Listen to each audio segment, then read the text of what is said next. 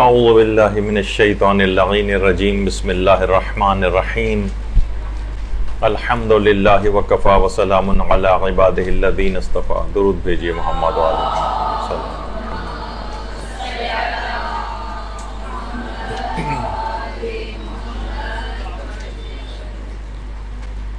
کیونکہ رمضان شروع ہو چکا ہے اور رمضان میں انتہائی اہم ترین چیز اپنے اس روزے کو بچانا ہے، جس کے لیے انتہائی محنت، تگ و دو، کوشش کے بعد فطرت سے لڑتے ہوئے، زندگی کے معمولات کو متاثر کرتے ہوئے ہمیں اس روزے کو مکمل کرنا ہے. تو آج ایک 2 گھنٹے کی کلاس میں جتنی بھی تیز رفتاری کے ساتھ ہم ایک سرسری سا جائزہ، بہت کامن عام طور پر پیش آنے والے مسائل جو روزے سے متعلق ہیں، رمضان سے متعلق ہیں، وہ آپ کی خدمت میں پیش کریں گے. دیکھیے، اتنی اہم ترین یہ عبادت ہے، پہلے تو اس کو کہ ہمیں واقعتاً اس کا احساس نہیں، کیونکہ بہت سی روایات میں یہ بات آئی ہے کہ مردے جو ہیں وہ حسرت کرتے. حضرت رسول خدا صلی اللہ علیہ وآلہ وسلم ارشاد فرماتے ہیں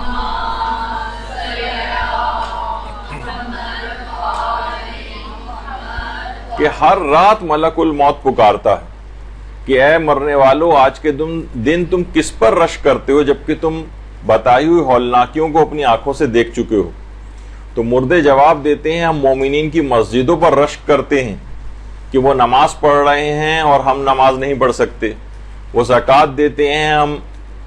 ہم زکوٰۃ نہیں دے سکتے، یعنی جو مالی واجبات ہیں. وہ ماہ رمضان کے روزے رکھتے ہیں، ہم ماہ رمضان کے روزے نہیں رکھ سکتے. جو کچھ ان کے اہل و عیال سے بچ جاتا ہے وہ اسے صدقہ کرتے ہیں، ہم نہیں کر سکتے. وہ اللہ کو زیادہ یاد کرتے ہیں، ہم زیادہ یاد نہیں کر سکتے. ہائے حسرت و افسوس اس چیز پر جو دار فانی میں ہم سے فوت ہوئی ہیں. تو اصلاً دیکھا جائے تو اس دنیا سے جانے کے بعد انسان کو احساس ہوگا کہ کتنی بڑی نعمت ہمارے پاس یہ رمضان تھا. اور تو بہرحال ان کی وہ حسرت ابھی سے ہم کو پتہ چل گئی، تو کیوں نہ اس رمضان کو بھرپور طریقے سے گزارا جائے اور جو رمضان کے روزے رکھے جا رہے ہوں ان کو مسائل شریعت کا علم حاصل کر کے بچایا جا سکے.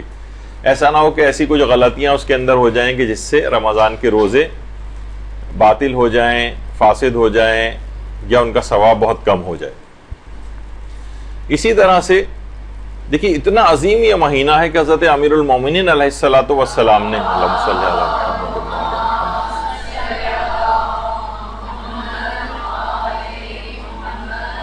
ماہ رمضان کے پہلے ہی دن مسجد کوفہ میں جو خطبہ ارشاد فرمایا تھا، اس میں اللہ کی حمد و ثنا اور پیغمبر کے اوپر صلوات کے بعد یہ بات فرمائی تھی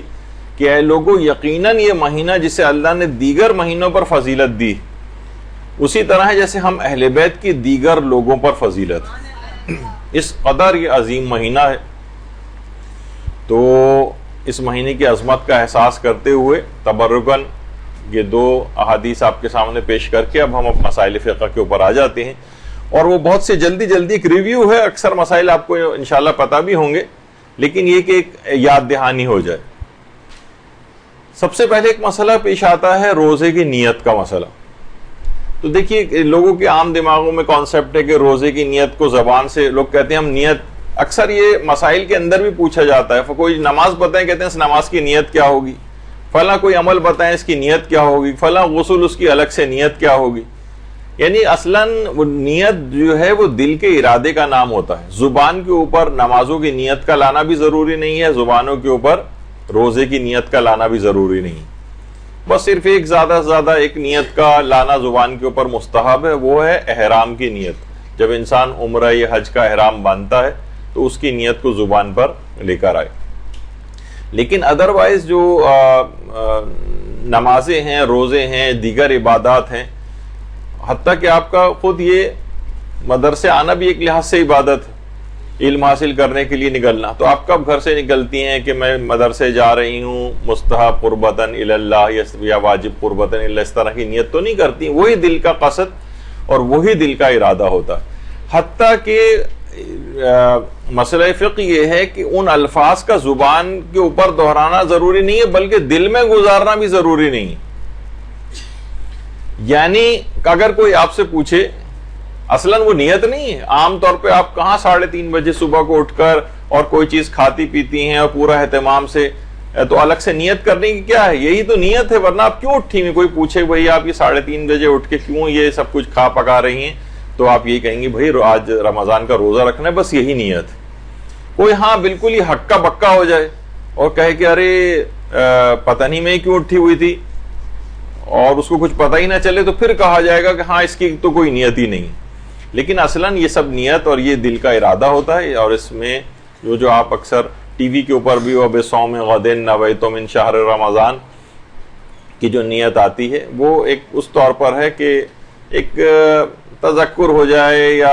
بہرحال ہماری فقہ کے اندر تو یہ ہے کہ اس کا نہ زبان پہ دہرانا ضروری ہے اور نہ ہی دل میں گزارنا ضروری ہے۔ ہاں اگر کوئی پوچھے آپ سے تو آپ کے دل کے نہا خانے سے نکل کر وہ نیت آپ کی زبان پر آ جائے، آپ کو بس اتنا ارادہ کرنا کافی ہوتا ہے۔ اچھا، روزہ مکمل اخلاص نیت کے ساتھ رکھا جائے گا، حتیٰ کہ جو اس کے محرمات ہیں، یعنی جو مبتلات ہیں، ان کو بھی اس نیت سے آپ بچیں کہ یہ اللہ نے منع کیا ہے۔ تو اس میں کوئی اور نیتیں شامل ہو جائیں، مثلا کوئی کہے کہ جناب یہ میرا وزن کسی طریقے سے کم ہو جائے، ڈائٹنگ بھی میری ہو جائے گی، اور یہ چیز مستقل ہو، یعنی اگر ڈائٹنگ کی نیت نہ ہو تو آپ روزہ نہیں رکھتی، وزن کم کرنے کی نیت نہ ہوتی تو آپ روزہ نہیں رکھتی، تو آپ کا روزہ باطل ہے، کیونکہ خالصتاً اللہ کے لیے روزے کو ہونا چاہیے۔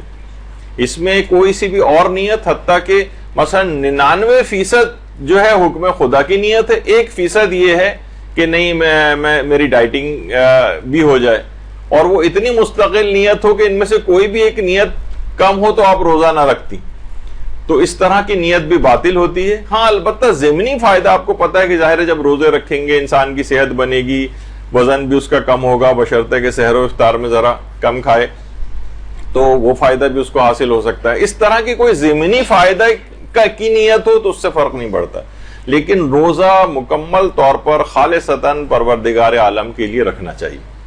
خالص نیت ہو، اسی کو اخلاص نیت کہتے ہیں۔ اور خود روزے سے بھی الگ سے اخلاص پیدا ہوتا ہے۔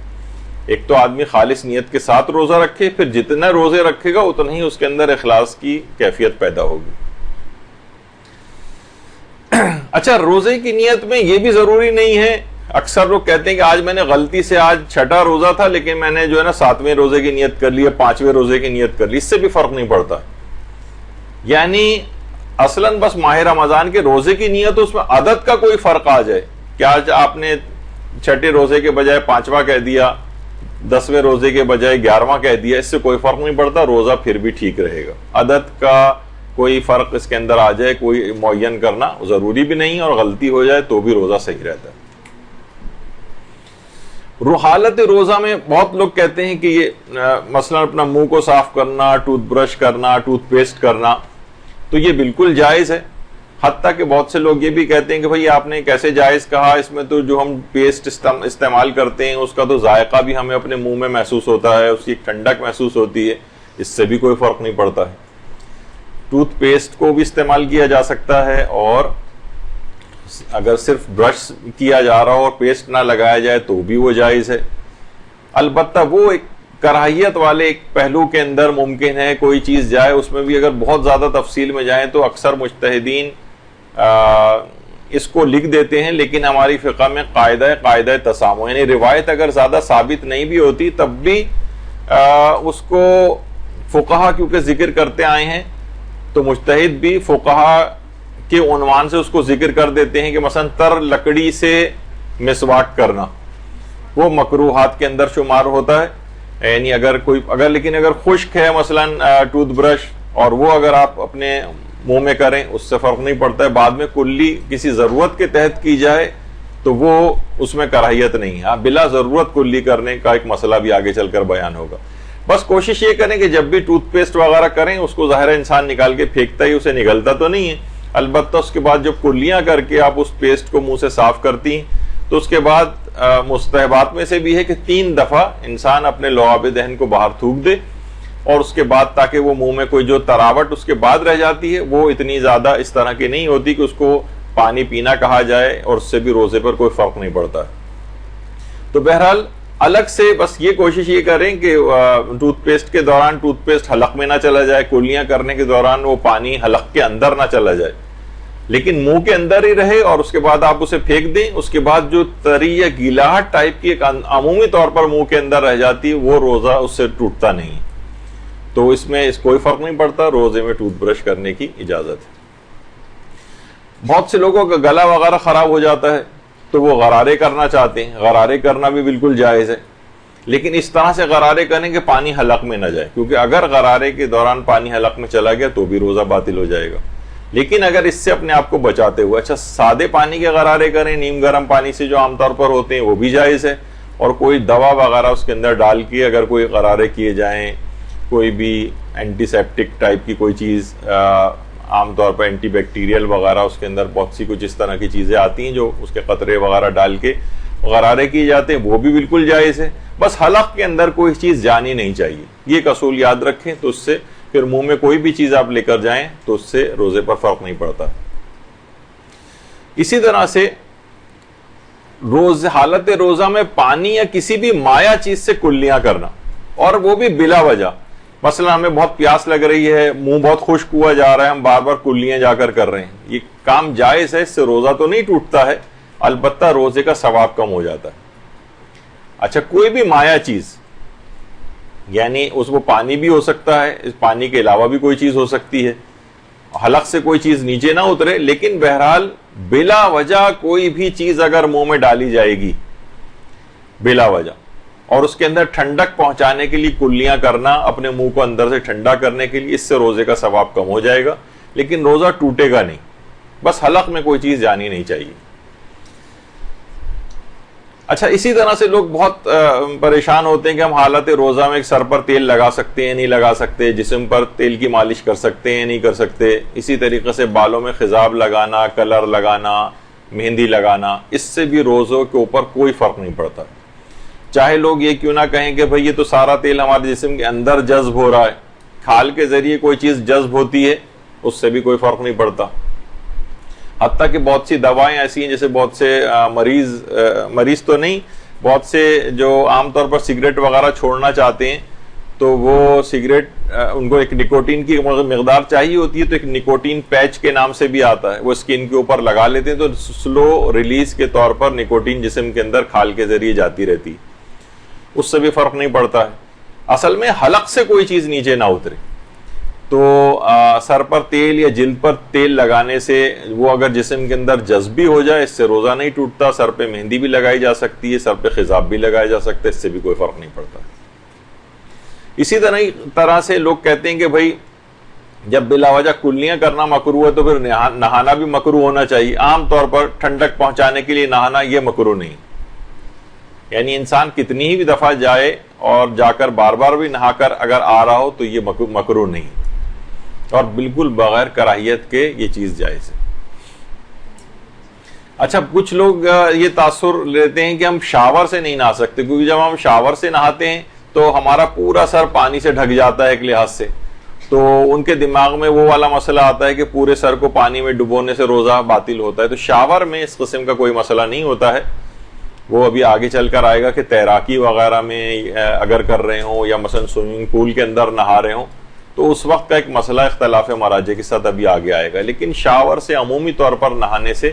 کوئی فرق نہیں پڑتا ہے۔ پورا سر بھی اگر اس کا جو پانی جا رہا ہے، اول تو پورے سر اس طرح سے پانی کے اندر ڈوبتا نہیں ہے تو اس سے کوئی فرق نہیں پڑتا، حتیٰ کہ مکروہ بھی نہیں۔ اچھا بہت سے لوگ اس پہ بھی پریشان ہوتے ہیں کہ حالت روزہ میں، بلکہ بہت سارے لوگوں کا یہ کہ عطر لگانے سے یا عطر کو سونگھنے سے روزہ باطل ہو جاتا ہے، یا باطل نہیں ہوتا تو مکروہ تو ہو ہی جاتا ہے، جبکہ ایسا کچھ نہیں ہے۔ جتنے بھی عطریات ہیں روزے میں وہ استعمال بھی کیے جا سکتے ہیں، بلکہ باعث ثواب بھی ہے کچھ روایات کے اعتبار سے، اور خوشبو کا لگانا اور خوشبو لگا کے نماز پڑھنا وہ بھی آداب میں سے اور مستحبات وغیرہ میں سے، تو روزے دار عطر کو بھی استعمال کر سکتا ہے، اور الکوہل والے پرفیومز وغیرہ کا بھی استعمال کر سکتا ہے۔ عام طور پہ یہ ہوتا ہے لوگ بہت پریشان ہوتے ہیں کہ اس میں تو الکوہل ہے، تو یہ اگر ہم کپڑوں پر لگائیں گے، تو آیت اللہ سیستانی اور جو دیگر مراجع ہیں وہ سب اس بات کی اجازت دیتے ہیں یہ صنعتی الکوہل ہے، یہ نجس نہیں ہوتا، یہ پاک ہوتا ہے، تو اس کو کپڑوں پر لگا کر اور جسم کے اوپر لگا کر بھی نماز بھی پڑھی جا سکتی ہے، اور حالت روزہ میں بھی اس میں کوئی ممانعت نہیں ہے، کوئی فرق نہیں پڑتا۔ اچھا، لوگ کہتے ہیں کہ ہلکی خوشبو تو صحیح، لیکن بہت ہی تیز خوشبو عام طور پر، تو اس کو بھی لگانا یا اس کو بھی سونگھنا یہ بھی روزے کو باطل نہیں کرتا۔ خوشبو خواہ کتنی ہی تیز کیوں نہ ہو، اس کو لگانے سے روزے کے اوپر کوئی فرق نہیں پڑتا ہے، نہ روزہ باطل ہوتا ہے، نہ روزہ مکروہ ہوتا ہے، اور اس میں کوئی حرج نہیں ہے۔ تو یہ ایک دماغ میں رہے مسئلہ۔ اچھا، بہت سے لوگ عام طور پر ایک مسئلہ یہ ہے کہ خوشبودار گھاس کا اور خوشبودار جڑی بوٹیوں وغیرہ کا سونگھنا مکروہ، تو لوگ عام طور پر پھول سونگھنے میں بھی اس کو سمجھتے ہیں کہ اگر ہم پھول سونگیں گے تو یہ روزے میں مکروہ ہے، تو پھول سونگھنا یا عطر سونگھنا یا پرفیوم وغیرہ سونگھنا یہ مکروہ نہیں ہے، اور یہ فقط خوشبودار گھاس اور خوشبودار جڑی بوٹیوں کا مسئلہ ہے۔ دیکھیے، جب بھی مکروہات یا جب بھی آپ وہ چیز پڑھتی ہیں تو آپ خود سے قیاس نہیں کر سکتے اس کے اوپر۔ جیسے بہت سے لوگوں نے اس پہ قیاس کرنا شروع کر دیا کہ جب کلیاں ٹھنڈے پانی سے کرنا، یعنی اپنے منہ کو ٹھنڈک پہنچانے کے لیے اگر ہم کر رہے ہیں بلا وجہ، تو اسی طریقے سے بلا وجہ نہانا بھی مکروہ ہونا چاہیے، یہ قیاس ہے۔ اسی طریقے سے خوشبودار گھاس اور جڑی بوٹیوں کا جو تذکرہ ہے تو فقط اسی کی حد تک یہ چیز رہے گی، اور دوسری خوشبودار چیزوں کے اوپر مسئلہ نہیں جائے گا۔ تو پھول سونگھنا یہ الگ سے لکھ کر بھی آیت اللہ سیستانی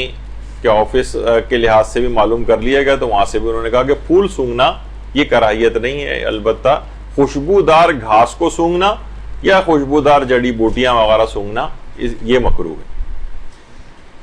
اچھا، اب منہ میں ظاہر ہے لعاب دہن پیدا ہوتا ہے، اور حالت روزہ میں جان بوجھ کر انسان اگر اب تھوک کو نگلے تو اس سے بھی روزے پر کوئی فرق نہیں پڑتا۔ لوگ عام طور پر یہ ہوتا ہے، بہت سے لوگ حالت روزہ میں بار بار جا کر تھوک رہے ہیں، بار بار باتھ روم جا رہے ہیں، بیسن میں جا رہے ہیں، تو اس کی کوئی ضرورت نہیں ہے، اور اس سے روزے پر کوئی فرق نہیں پڑتا۔ اچھا، اسی طرح اگر کوئی لذیذ چیز دیکھ کر منہ میں پانی بھرائے، جیسے ابھی آپ کے ساتھ ہو رہا ہے، تو اس سے بھی روزہ باطل نہیں ہوتا۔ مثلا بعض اوقات کسی کھٹی چیز کو دیکھ کر یا مثلا سونگ کر یا کسی لذیذ چیز کا تصور دماغ میں ہم لے کر آئیں اور منہ میں پانی بھر آئے، ایک تو ہوتا ہے کہ نارمل لعاب دہن، اور ایک ہوتا ہے کہ نہیں، ان وجوہات کی بنا پر منہ میں پانی بھر آ رہا ہے اور ہم گھٹا گھٹ اس کو پی رہے ہیں، اس سے بھی کوئی فرق نہیں پڑتا ہے، روزہ بالکل آپ کا صحیح رہے گا، نہ باطل ہوگا نہ مکروہ ہوگا، کوئی فرق نہیں پڑتا ہے۔ اسی طرح سے ہاں، انسان اگر پیاس کی وجہ سے کلی کرے، یعنی پانی منہ میں گھمائے اور بے اختیار حلق سے پانی نیچے چلا جائے، تو اس روزے کو بھی مکمل کرنا ہوگا، اور بعد رمضان اس روزے کی قضا بھی کرنا پڑے گی۔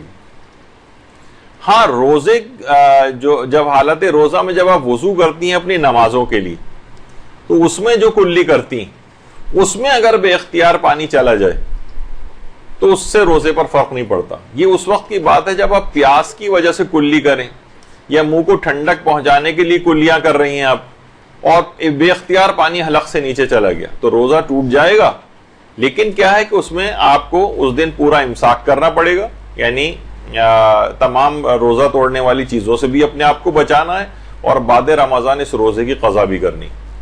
بہت احتیاط کے ساتھ اگر کوئی کلیاں کر رہا ہے تو پانی حلق میں جانا نہیں چاہیے۔ غلطی سے بھی اگر ایسا ہو گیا تو روزہ اس کو بھی مکمل کریں اور بعد رمضان قضا بھی کریں۔ ہاں، صرف وضو میں جو کلیاں کی جاتی ہیں اس سے فرق نہیں پڑتا ہے، وضو میں آپ کلیاں کر سکتی ہیں، اور اس میں بے اختیار اچانک سے پانی حلق کے اندر چلا گیا، وہ مبطل روزہ نہیں، اس سے روزہ بھی نہیں ٹوٹتا ہے، بعد رمضان کوئی قضا وضا بھی نہیں کرنا ہے۔ بلکہ بعض مراجع تو وضو میں بھی دو حصوں میں تقسیم کرتے تھے۔ ایک ہوتا ہے واجب نماز کے لیے وضو کرنا، جس میں مرحوم آیت اللہ خوئی شامل تھے۔ آیت اللہ سیستانی نے واجب وضو اور مستحب وضو کی کوئی الگ الگ نہیں کیا اس کو، اور کہا کہ وضو میں اگر جو کلی کرتا ہے اس میں بے اختیار چلا جائے تو نہیں ٹوٹتا ہے۔ لیکن آیت اللہ خوئی کہتے تھے واجب نماز کے لیے جو وضو کر رہے ہیں اس میں پانی چلا جائے تو نہیں ٹوٹتا ہے، اگر غلطی سے ایسا ہو جائے۔ لیکن اگر آپ مستحب وضو کر رہے ہیں، ایسے ہی پاک ہونے کے لیے کر رہے ہیں، آپ کے لیے کوئی ضروری نہیں ہے کہ آپ وضو کرتے، لیکن آپ تو اس میں اگر کلی کرنے کے درمیان پانی چلا گیا تو وہ فرماتے تھے کہ نہیں اس کو بھی مکمل کر کے بعد رمضان اس کی بھی قضا کرنی پڑے گی.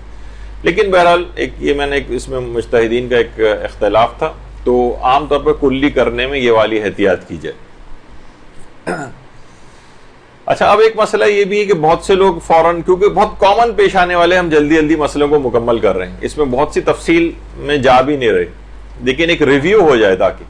ایک سرسری جائزہ. کوئی شخص اگر کھا پی رہا ہے بھول کر تو اس کو بتانا واجب نہیں. دیکھیے کتنی چیزیں ایسی ہیں کہ جو واجب نہیں ہوتی. کتنے علماء سے پوچھا گیا، مثلا کوئی قاری قرآن اگر قرات قرآن کر رہا ہے اور وہ کوئی غلطیاں کر رہا ہے تو ہمیں کیا بتانا واجب ہے؟ تو علماء نے کہا نہیں، بتانا واجب نہیں. اسی طریقے سے اگر کوئی شخص بھولے سے کھا پی رہا ہے اس کو بتانا واجب نہیں. حتیٰ کہ بعض اوقات اس کو پتا نہیں ہے کہ فلاں چیز نجس ہے اور وہ کھا پی رہا ہے، اس کو بھی بتانا واجب نہیں. کوئی شخص نے مثلا کسی کے کپڑوں پر کوئی نجاست گر گئی، ہمیں پتا ہے کہ اس کے کپڑے پہ پیشاب کی نجاست گری ہے، یا جس جگہ پہ بیٹھا ہوا تھا جگہ گیلی تھی، ایک بچہ پیشاب کر کے گیا تھا، یہ بیٹھ گیا، یہ سوچ رہا تھا کہ شاید پانی وغیرہ پڑا ہوا ہے، ہمیں بتانا واجب نہیں. ارے یہ تو پیشاب تھا، آپ جا کے پاک کیجیے، اس کو زحمت میں ڈالنے کی واجب نہیں ہے. اسے مراد یہ نہیں کہ حرام ہے، بتا سکتے ہیں لیکن واجب نہیں ہے آپ پر بتانا. اسی طریقے سے اگر کوئی شخص بھول کر کھا پی رہا ہے تو اس کو بھی بتانا واجب نہیں. اسی طریقے سے مثلا اگر کوئی نماز فجر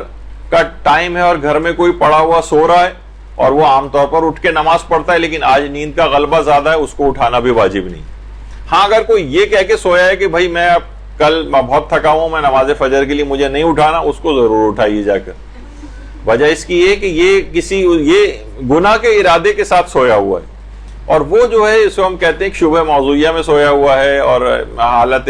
نیند میں ہے، نیند کا غلبہ زیادہ ہے، اسے اٹھانا واجب نہیں. تو بہت سی چیزیں، اس کی بہت سی مثالیں، ابھی میں پھر بہت زیادہ طویل بات ہو جائے گی.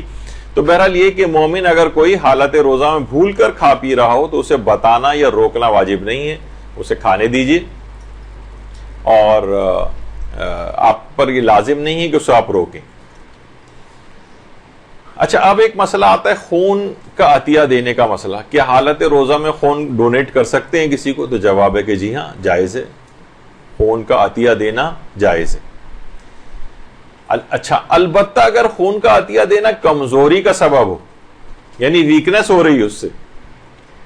بہت معمولی ویکنس ہو تو وہ تو شاید اتنی کاؤنٹ نہ ہو، لیکن زیادہ کمزوری اگر ہو رہی ہے تو پھر خون کا دینا مکروہ. ہاں لیکن اگر کسی کی بالکل ہم ہاسپٹل میں گئے ہوئے ہیں، کوئی ہمارا عزیز زخمی ہو گیا اور فوری طور پر خون کی ضرورت ہے اور ورنہ اس کی جان چلی جائے گی اگر خون نہیں دیا، تو اس وقت تو ظاہر ایک جان بچانی واجب ہے، تو اس مکروہ کام کا خیال نہیں کیا جائے گا، بلکہ ہو سکتا ہے کہ خون کا عطیہ دینا اس وقت واجب بھی ہو جائے.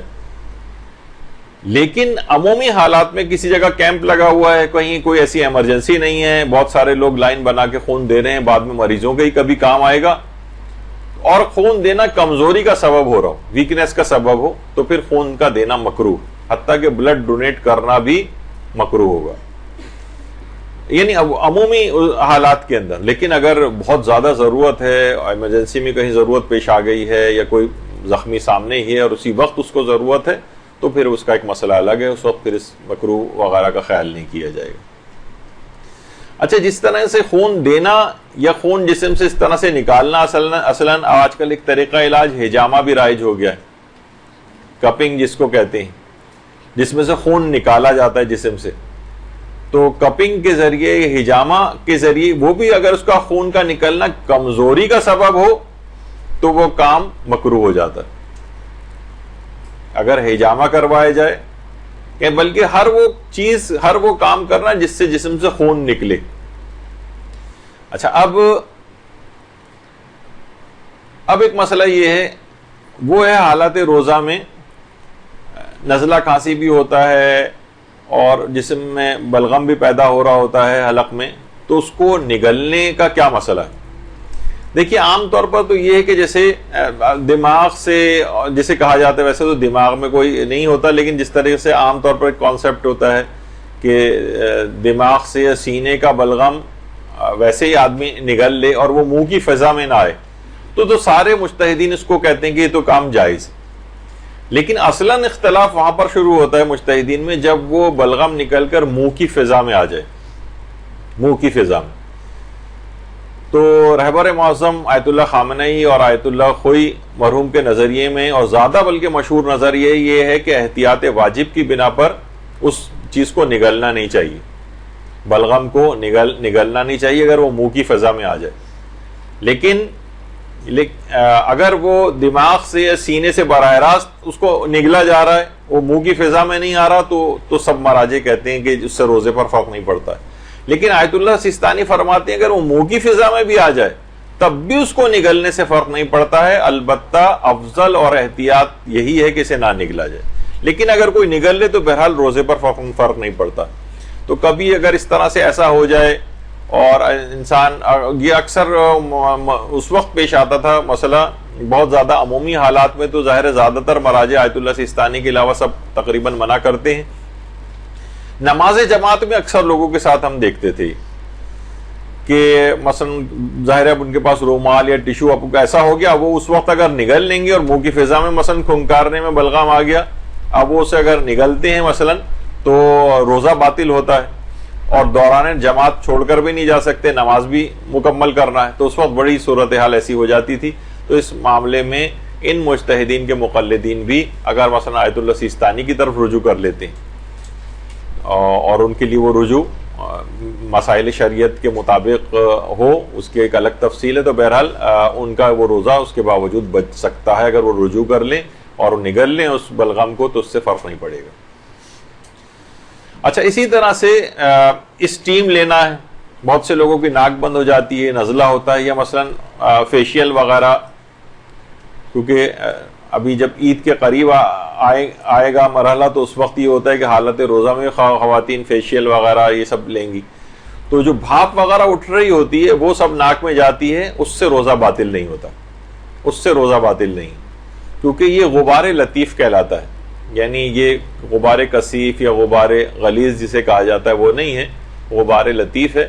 عام طور پر خواتین وہ بھی پوچھتی ہیں جب وہ کھانا پکا رہی ہوتی ہیں تو پتیلی وغیرہ میں سے ایک بھاپ سی نکل رہی ہوتی ہے، اس کے سامنے جھک کر ہی وہ دیکھ رہی ہوتی ہیں، تو وہ بھاپ بھی اکثر ان کے ناک میں چلی جاتی ہے، اور کبھی وہ کہتی ہیں کہ ہمیں حلق میں کھانے کا ذائقہ بھی محسوس ہوتا ہے. تو اس سے بھی روزے پر بہرحال فرق نہیں پڑتا ہے، اور وہ بھی غبار کثیف کے اندر نہیں آتا.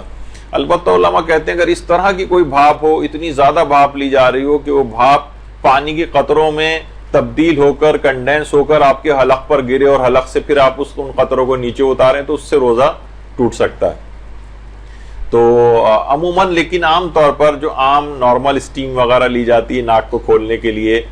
یا فیشیل وغیرہ میں جو جا رہی ہوتی ہے، اس سے قطروں والی صورتحال عام طور پر نہیں ہوتی ہے، تو اس سے بھی لینے میں کوئی حرج نہیں ہے اور روزہ بالکل ٹھیک رہتا ہے، تب بھی ٹھیک ہے. اچھا، اسی طریقے سے بہت سے لوگ ذرا اور جن کے پاس سہولیات ہیں، ساونا بات وغیرہ لیتے ہیں، اسٹیم بات لیتے ہیں، باقاعدہ ایک کمرہ ہے جس کے اندر وہ بیٹھ کے، اور اسٹیم اتنی زیادہ مقدار میں اندر جا رہی ہوتی ہے، تو اس میں اگر اتنی زیادہ بھاپ ہو کہ قطرات کی صورت میں حلق سے وہ نیچے اتر رہا ہے پانی، تو اس سے روزہ باطل ہوتا ہے. لیکن اگر ایسا نہیں ہے تو ساونا بات اور اسٹیم بات لینا وہ بھی بالکل جائز ہے، اگر اس تک بات نہ پہنچے قطرات کی صورت میں. اچھا، اب مسئلہ آتا ہے غبار غلیظ کا، یہ جو کثیف جسے کہتے ہیں، غبار کثیف. غلیظ اصل میں گاڑھے کو کہتے ہیں عربی میں، یعنی ڈینس، یعنی جو عام طور پر بہت گاڑھا دھواں ہوتا ہے، جیسے بسوں میں سے نکل رہا ہوتا ہے، یا اور کوئی لکڑی یا کوئی چیز جلائی جائے اس میں سے نکل رہا ہوتا ہے. تو وہ اگر حلق تک پہنچ جائے، اور اس صورت میں ہے کہ وہ شخص متوجہ بھی ہو اور احتیاط بھی کر رہا ہو کسی طریقے سے دھواں میری ناک میں نہ جائے، یعنی اگر اس نے احتیاط نہیں کی، متوجہ بھی تھا کہ ہاں یہ دھواں اندر جا رہا ہے اور اس نے احتیاط نہیں کی، تو پھر احتیاط واجب کی بنا پر اس کا روزہ باطل ہو جاتا ہے. یعنی اگر کوئی شخص کہیں بس کھڑی ہوئی ہے اور وہ خوب دھواں نکال رہی ہے، اور وہ شخص وہیں کھڑے ہو کے جانتے بوجھتے بھی وہیں کھڑا ہے اور کوئی پرواہ نہیں کر رہا اور دھواں سانس کے ذریعے اندر لے رہا ہے، تو اس کا روزہ احتیاط واجب کی بنا پر باطل ہو جائے گا، دھواں اگر اتنی مقدار میں اس کے اس طرح سے اندر جا رہا ہے. لیکن اگر وہ شخص یا تو متوجہ ہی نہیں ہے، مثلا کوئی ایک دم سے ایکسیڈنٹ ہوا، بس کھڑی ہوئی ہے، دھواں بھی نکل رہا ہے، اور وہ متوجہ نہیں ہے کہ دھواں اور پھر اندر چلا گیا اس کے بے خیالی میں، اس سے روزہ نہیں ٹوٹے گا. یا اس نے احتیاط کی اور پھر بھی دھواں اندر چلا گیا, وہ سانس کو روک رہا ہے, ناک کے اوپر اپنے ہاتھ کو رکھ رہا ہے, ناک پہ لا کے کوئی رومال رکھ رہا ہے اور پھر کوئی دھواں اندر چلا گیا, اس سے بھی روزے پر فرق نہیں پڑتا. تو دھوئیں کا اس لحاظ سے بچنے, یعنی پوری کوشش کرے انسان کہ اس سے بچے, پھر بھی دھواں اگر اندر چلا جائے تو اس سے روزے پر کوئی فرق نہیں پڑتا. یہی وجہ ہے کہ سگریٹ جو ہے, سگریٹ کا پینا اسی وجہ سے کہ اس کے جو کثیف دھواں ہوتا ہے وہ انسان پیتا ہے, وہ اس کے پھیپھڑوں میں جاتا ہے, وہ اس حلق میں سے جو ہے وہ اس لحاظ سے گزر رہا ہوتا ہے دھواں, احتیاط واجب کی بنا پر سگریٹ پینے سے اسی وجہ سے روزہ باطل بھی ہو جاتا ہے. تو دھوئیں کا ایک مسئلہ یہ ہے, متوجہ ہو اور احتیاط کرنے کے باوجود حلق تک پہنچ جائے تو اس سے روزہ باطل نہیں ہوتا. یعنی متوجہ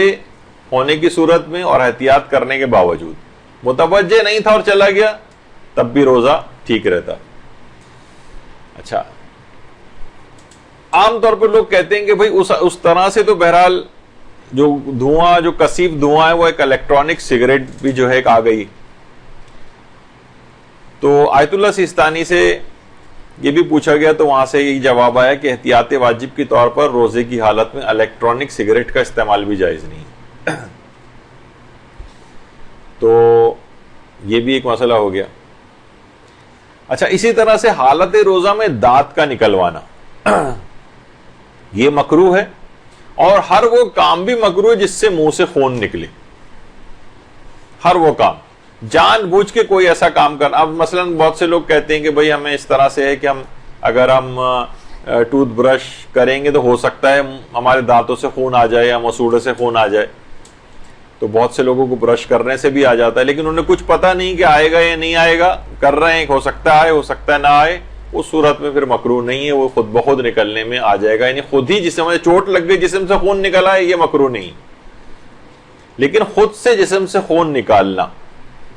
تو حالت روزہ میں دانت کا نکلوانا یہ بھی مکروہ ہے, اور ہر وہ کام بھی مکروہ ہے جس سے منہ سے خون نکلے. اچھا, بہت سے لوگ اس میں بھی پریشان ہوتے ہیں کہ حالت روزہ میں اشعار وغیرہ کا پڑھنا, اشعار کا پڑھنا روزے میں مکروہ ہے, سوائے اس کے کہ مثلا خدا کی حمد کی جا رہی ہے, رسول اللہ کے لیے نعتیں پڑھی جا رہی ہیں, ائمہ معصومین کے قصیدے پڑھے جا رہے ہیں, یا نوحے اور مرثیے پڑھے جا رہے ہیں ان کے غم میں, تو یہ اشعار مکروہ نہیں. مکروہ عام طور پر اس کے علاوہ جو شاعری, عام طور پہ جو غزل کوئی پڑھ رہا ہے, یا عام طور پر آپ دیکھتی ہیں کہ ٹی وی پر افطار سے پہلے کچھ ایسے بیت بازی ٹائپ کے جو پروگرام آ رہے ہوتے ہیں, اگر وہ لوگ روزے سے ہیں مثلا تو ان کا روزہ مکروہ ہوتا ہے. یہ مکروہ کے معنی کہ روزے کا ثواب کم ہو جاتا ہے. مثلا اگر 100 ثواب ملنا تھا روزے کا تو اب 60 ملے گا, 50 ملے گا, 40 ملے گا. اس کے مطابق ہے کہ کتنا زیادہ, جتنے آپ اشعار پڑھتی جائیں گی اتنا روزہ کا ثواب کم ہوتا جائے گا. تو حالت روزہ میں اشعار کا پڑھنا مکروہ ہے, لیکن ان اشعار کا پڑھنا مکروہ نہیں ہے جو کہ مقدس ہستیوں وغیرہ کے لیے کہے جاتے ہیں. غلو تو ویسے ہی روزہ نہیں بھی ہے, لیکن یہ بھی ایک چیز اور بھی میں بتا دوں کہ بہرحال بہت سی چیزیں فضائل کی بیان ہو رہی ہوتی ہیں, اور ہاں کوئی واقعتاً اس کے اندر خدا ان کو بنایا جا رہا ہو, کیونکہ شاعری کے اندر مبالغہ تو کچھ ہوتا ہے, ورنہ وہ شاعری کیا ہے, کہا جاتا ہے نا کہ بہترین شعر اسی کو کہا جاتا ہے. رہبر معظم اپنے ایک خطاب کے اندر بھی اس کو بیان کیا ہے کہ بہترین شعر اسی کو کہا جاتا ہے کہ جس کے اندر جھوٹ سب سے زیادہ ہو. تو مبالغہ اسی کو کہتے ہیں عام طور پر, ورنہ شاعری کے اندر تو بغیر مبالغے کی کوئی شاعری نہیں ہو سکتی. تو اب ظاہر شاعری میں مثلا کسی کو جو ہے وہ چاند سے تشبیہ دی جا رہی ہوتی, کسی کو سورج سے مثلا تشبیہ دی جا رہی ہے, مبالغہ تو ہے ایک لحاظ سے. تو مبالغے کے اندر اصلا جو جھوٹ کے جن مقامات پر جائز ہے اس میں محاورہ اور مبالغہ بھی. محاورے کے اندر جھوٹ بولنا, مثلا کوئی کہہ کہ جناب وہ فلاں تو جو ہے شیر کی مانند ہے, تو آپ کہیں کہ کہاں یہ شیر, اس کی 4 ہاتھ پاؤں پہ چلنے والا جانور شیر ہوتا ہے. تو یہ کیا ہے, یہ مبالغہ ہے, یہ محاورہ ہے مثلا. تو وہ اس لحاظ سے اشعار کے اندر اس کی اجازت ہوتی ہے. اور لیکن بہت سی چیزیں ایسی ہیں جو پکی غالیانہ ہو، جس کے اندر پورا یہ ثابت کیا جا رہا ہو کہ یہی خدا ہے، تو یقیناً وہ تو روزہ ہو یا نہ ہو ہر صورت میں اس طرح کے اشعار کہنے کی اجازت نہیں ہے. لیکن بہرحال یہ کہ عموماً شاعری کے اندر جو فضائل وغیرہ بیان ہو رہے ہوتے ہیں اس سے فرق نہیں پڑتا، اور اس کو غلو نہیں کہا جائے گا، سننے سے بھی فرق نہیں پڑتا ہے. حالت روزہ میں آنکھوں میں سرما لگانا بھی جائز ہے، لیکن اس کا بو یا اس کا کوئی ذائقہ وغیرہ اگر حلق تک پہنچ رہا ہو تو پھر مکروہ ہوتا ہے. حالت روزہ میں سرما لگانا، اب پتہ نہیں خواتین سرمے کے علاوہ تو اور چیزیں سب لگاتی ہوں، آپ کو پتا ہوں گی، لیکن سرما لگانے کے متعلق، اچھا سرما اور کاجل یا مسکارے وغیرہ جو ہیں، یہ ایک سرمے کی الگ سے ایک استثناء بھی آئی ہے، لیکن اس کو جو دیگر اور چیزیں ہیں جیسے کاجل ہے یا مثلا مسکارا وغیرہ ٹائپ کی چیزیں ہیں جو جن کا مجھے بالکل بھی علم نہیں کہ کیا ہوتی ہیں، بس نام سنا ہوا ہے. تو بہرحال اگر کہیں اجازت ملتی ہے تو وہ سرمے کے لحاظ سے ملی، اور چیزوں کی اجازت نہیں. لیکن اگر سرما بھی جو اگر لگا رہے ہیں جس کی اجازت بھی ہے، اس میں فرماتے ہیں کہ اگر وہ حلق تک اس کا ذائقہ پہنچ رہا ہو یا اس کی کوئی خاص بو جو ہے وہ پہنچ رہی ہو تو پھر روزے کا ثواب کم ہو جاتا ہے. لیکن عام طور پر اب تو یہ اتنی چیز رائج نہیں رہی ہے. اسی طرح سے حالت روزہ میں بلڈ ٹیسٹ وغیرہ کروانا، مختلف بیماریوں کے لیے جو ڈاکٹر عام طور پر خون ٹیسٹ وغیرہ لکھتے ہیں، جب ان کے لیے لیب جاتے ہیں تو اس سے خون نکلوانا جائز ہے، اس سے روزہ باطل نہیں ہوتا ہے. یعنی تمام بلڈ ٹیسٹ وغیرہ کروائے جا سکتے ہیں. البتہ خواتین کے لحاظ سے اس میں حجاب کی رعایت ہونی چاہیے کہ اچھا عام طور پر مثلا جیسے کوہنی کے جوڑ کے پاس سے آگے کا جو حصہ ہوتا ہے وہاں سے اگر خون نکالا جا رہا ہے تو خواتین پورا ہاتھ کھول کے اس کے سامنے رکھ دیتی ہیں. نہیں، اگر وہیں پہلے تو کوشش کریں، اگر جو ہاتھ ہے جو اس کی پشت ہے وہاں سے اگر خون نکالنا ممکن ہے تو وہاں سے نکلوا لیں، اس سے آپ کی بے پردگی نہیں ہوگی. یا پھر اگر وہ درمیانی حصہ ہے کوہنی کے جو دوسری طرف ہوتا ہے جہاں سے خون عام طور پر نکالا جاتا ہے، تو اس میں آپ کو جو سامنے کا حصہ ہے اس کے اوپر کوئی کپڑا دوپٹہ یا اس کو کور کرنا پڑے گا کہ فقط اتنا حصہ بس جتنا خون نکالنے کے لیے ضروری. یہ نہیں کہ اگر خون وہاں سے نکالنا ہے تو پورا ہاتھ اس کے سامنے کہ اب بھائی ضرورت ہے کیا کریں. نہیں، ضرورت خون نکالنے کی حد تک اس سے غیر ضروری جسم کو چھپانا پڑے گا جو اس وقت کھل رہا ہے.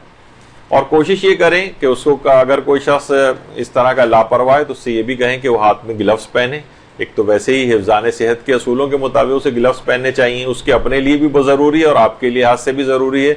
کہ شرعی پیمانوں پر تاکہ وہ ہاتھ جسم کے اوپر نہ لگے. اور اگر دیکھیں کسی جگہ ایسی لیب ہے جہاں پر خواتین ہی خون بلڈ ڈرا کرنے والی ہیں تو آپ کو پرائیورٹی کے طور پر وہیں جانا چاہیے. تو بہرحال ہاں اگر کوئی بہت شدید ضرورت ہے اور خون ٹیسٹ کروانے کی اور بہت دور دور تک کوئی اس طرح کی کوئی فیسلٹی نہیں ہے تو پھر جا سکتے ہیں، لیکن ان احتیاطوں کا خیال کرنا پڑے گا. اسی طرح سے حالت روزہ میں بہت سے مریض ڈائبٹک ہوتے ہیں، وہ انسولین وغیرہ لگاتے ہیں، تو انسولین کے انجیکشنز لگوانا وہ بھی بالکل جائز ہے. اور البتہ ایک مسئلہ اس کے اندر یہ ہوتا ہے کہ ہاں کی حد تک تو ہے جواز، لیکن عام طور پر جو انسولین لیتے ہیں ان لوگوں کے ساتھ ایک مسئلہ بلڈ شوگر زیادہ ہونے کے لحاظ سے تو ایک مسئلہ ہوتا ہی ہے جس کے لیے بہرحال پھر انسولین وغیرہ لگائی جاتی ہے. لیکن بعض اوقات انسولین لگانے سے ایک تو یہ کچھ کھانا پینا بھی بعض اوقات ضروری ہوتا ہے اس کے اندر، اور کبھی یہ ہوتا ہے کہ انسولین لگانے سے یا بلڈ شوگر ایک دم سے لو ہونے کا ایک مسئلہ ہوتا. تو اب اس کی تو تفصیل میں بھی فی الحال اتنا زیادہ نہیں جا سکتے، جو اتنے ان کے الگ سے مسئلے ہوتے ہیں کافی دقیق، ان کو خود کسی عالم دین کے پاس بیٹھ کر ان مسئلوں کو حل کرنا چاہیے. تو بہت سے ایسے مریض بھی ہوتے ہیں جو چاہتے ہیں کہ ہم روزہ بھی رکھ لیں اور کبھی ان کی بلڈ شوگر ڈاؤن ہونے کا مسئلہ ہوتا ہے تو ایک کینولا لگا کر رکھتے ہیں تاکہ وہ گلوکوز کے اسی وقت انجیکشنز وغیرہ لگا کے اپنی شوگر کو بڑھا سکیں، کیونکہ لو شوگر زیادہ خطرناک ہوتی ہے بنسبت ہائی شوگر وغیرہ کے، اور آدمی ایک دم سے بے ہوش وغیرہ ہو جاتا ہے. تو بہرحال ان کے کچھ اپنے مسئلے ایسے ہیں، لیکن اصلاً یہ کہ انجیکشن انسولین کا لگانے سے روزے کے اوپر کوئی فرق نہیں پڑتا اور لگایا جا سکتا. اسی طرح سے حالت روزہ میں ڈینٹسٹ کے پاس جا کر اپنا علاج کروانا، تو اس سے بھی کوئی فرق نہیں پڑتا ہے، بالکل علاج کروا سکتے ہیں، دانتوں کی صفائی کروا سکتے ہیں. ظاہر ہے وہ منہ میں مستقل ایک لحاظ سے کچھ اسپرے بھی ہو رہا ہوتا ہے پانی کا، بس حلق سے کوئی چیز نیچے نہ اترے، جو خون وغیرہ نکلتا ہے وہ بھی حلق سے نیچے نہ اترے، اور ظاہر ہے کہ اس کو کچھ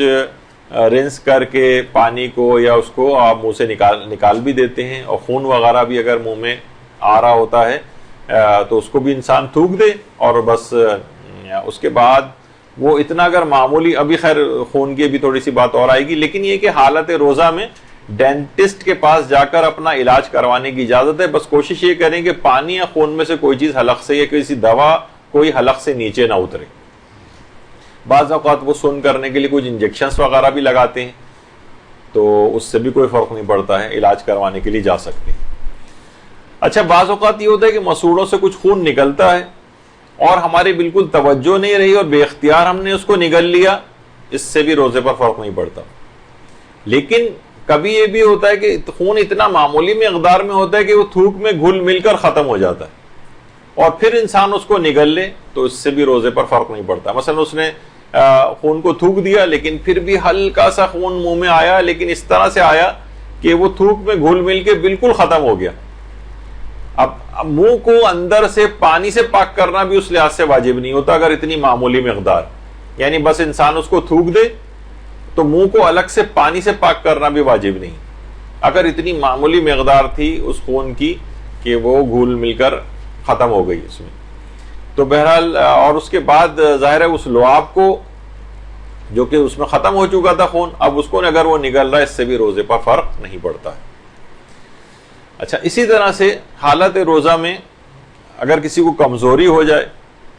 دوا کی جو ڈرپس ہوتی ہیں وہ تو سب لگوانے کی اجازت ہے.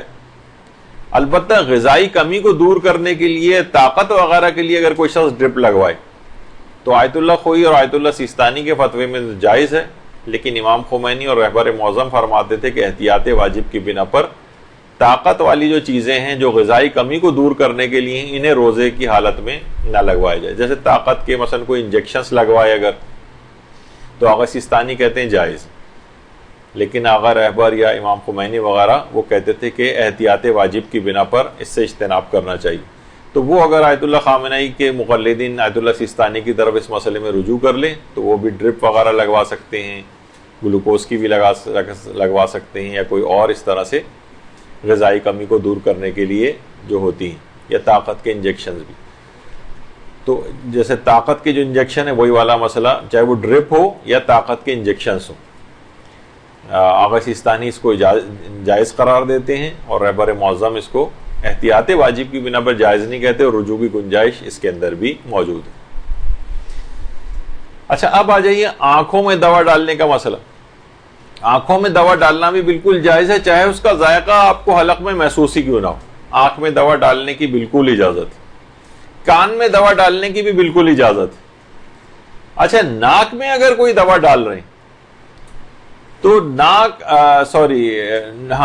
میں اگر کوئی دوا ڈالی جا رہی، ناک بند ہے اور قطروں کی صورت میں ڈال رہے ہیں تو قطرے تو ایک دم سے پھسل کے آپ کے حلق کے اندر جاتے ہیں، تو اس کو تو اجتناب کیا جائے. اگر قطرات کی صورت میں اس طرح سے تو وہ تو ایک دم سے حلق میں جائے گا. ہاں، البتہ اگر اسپرے کی صورت میں ہے تو اسپرے میں اس طرح سے وہ نہیں ہوتا ہے کہ وہ باقاعدہ قطرات کی صورت میں حلق سے گزر رہا ہو، اگرچہ اس کا کچھ ذائقہ اس دوا کا جو ہے وہ منہ میں محسوس ہوتا ہے ہمیں بعد میں، لیکن یہ کہ عام طور پر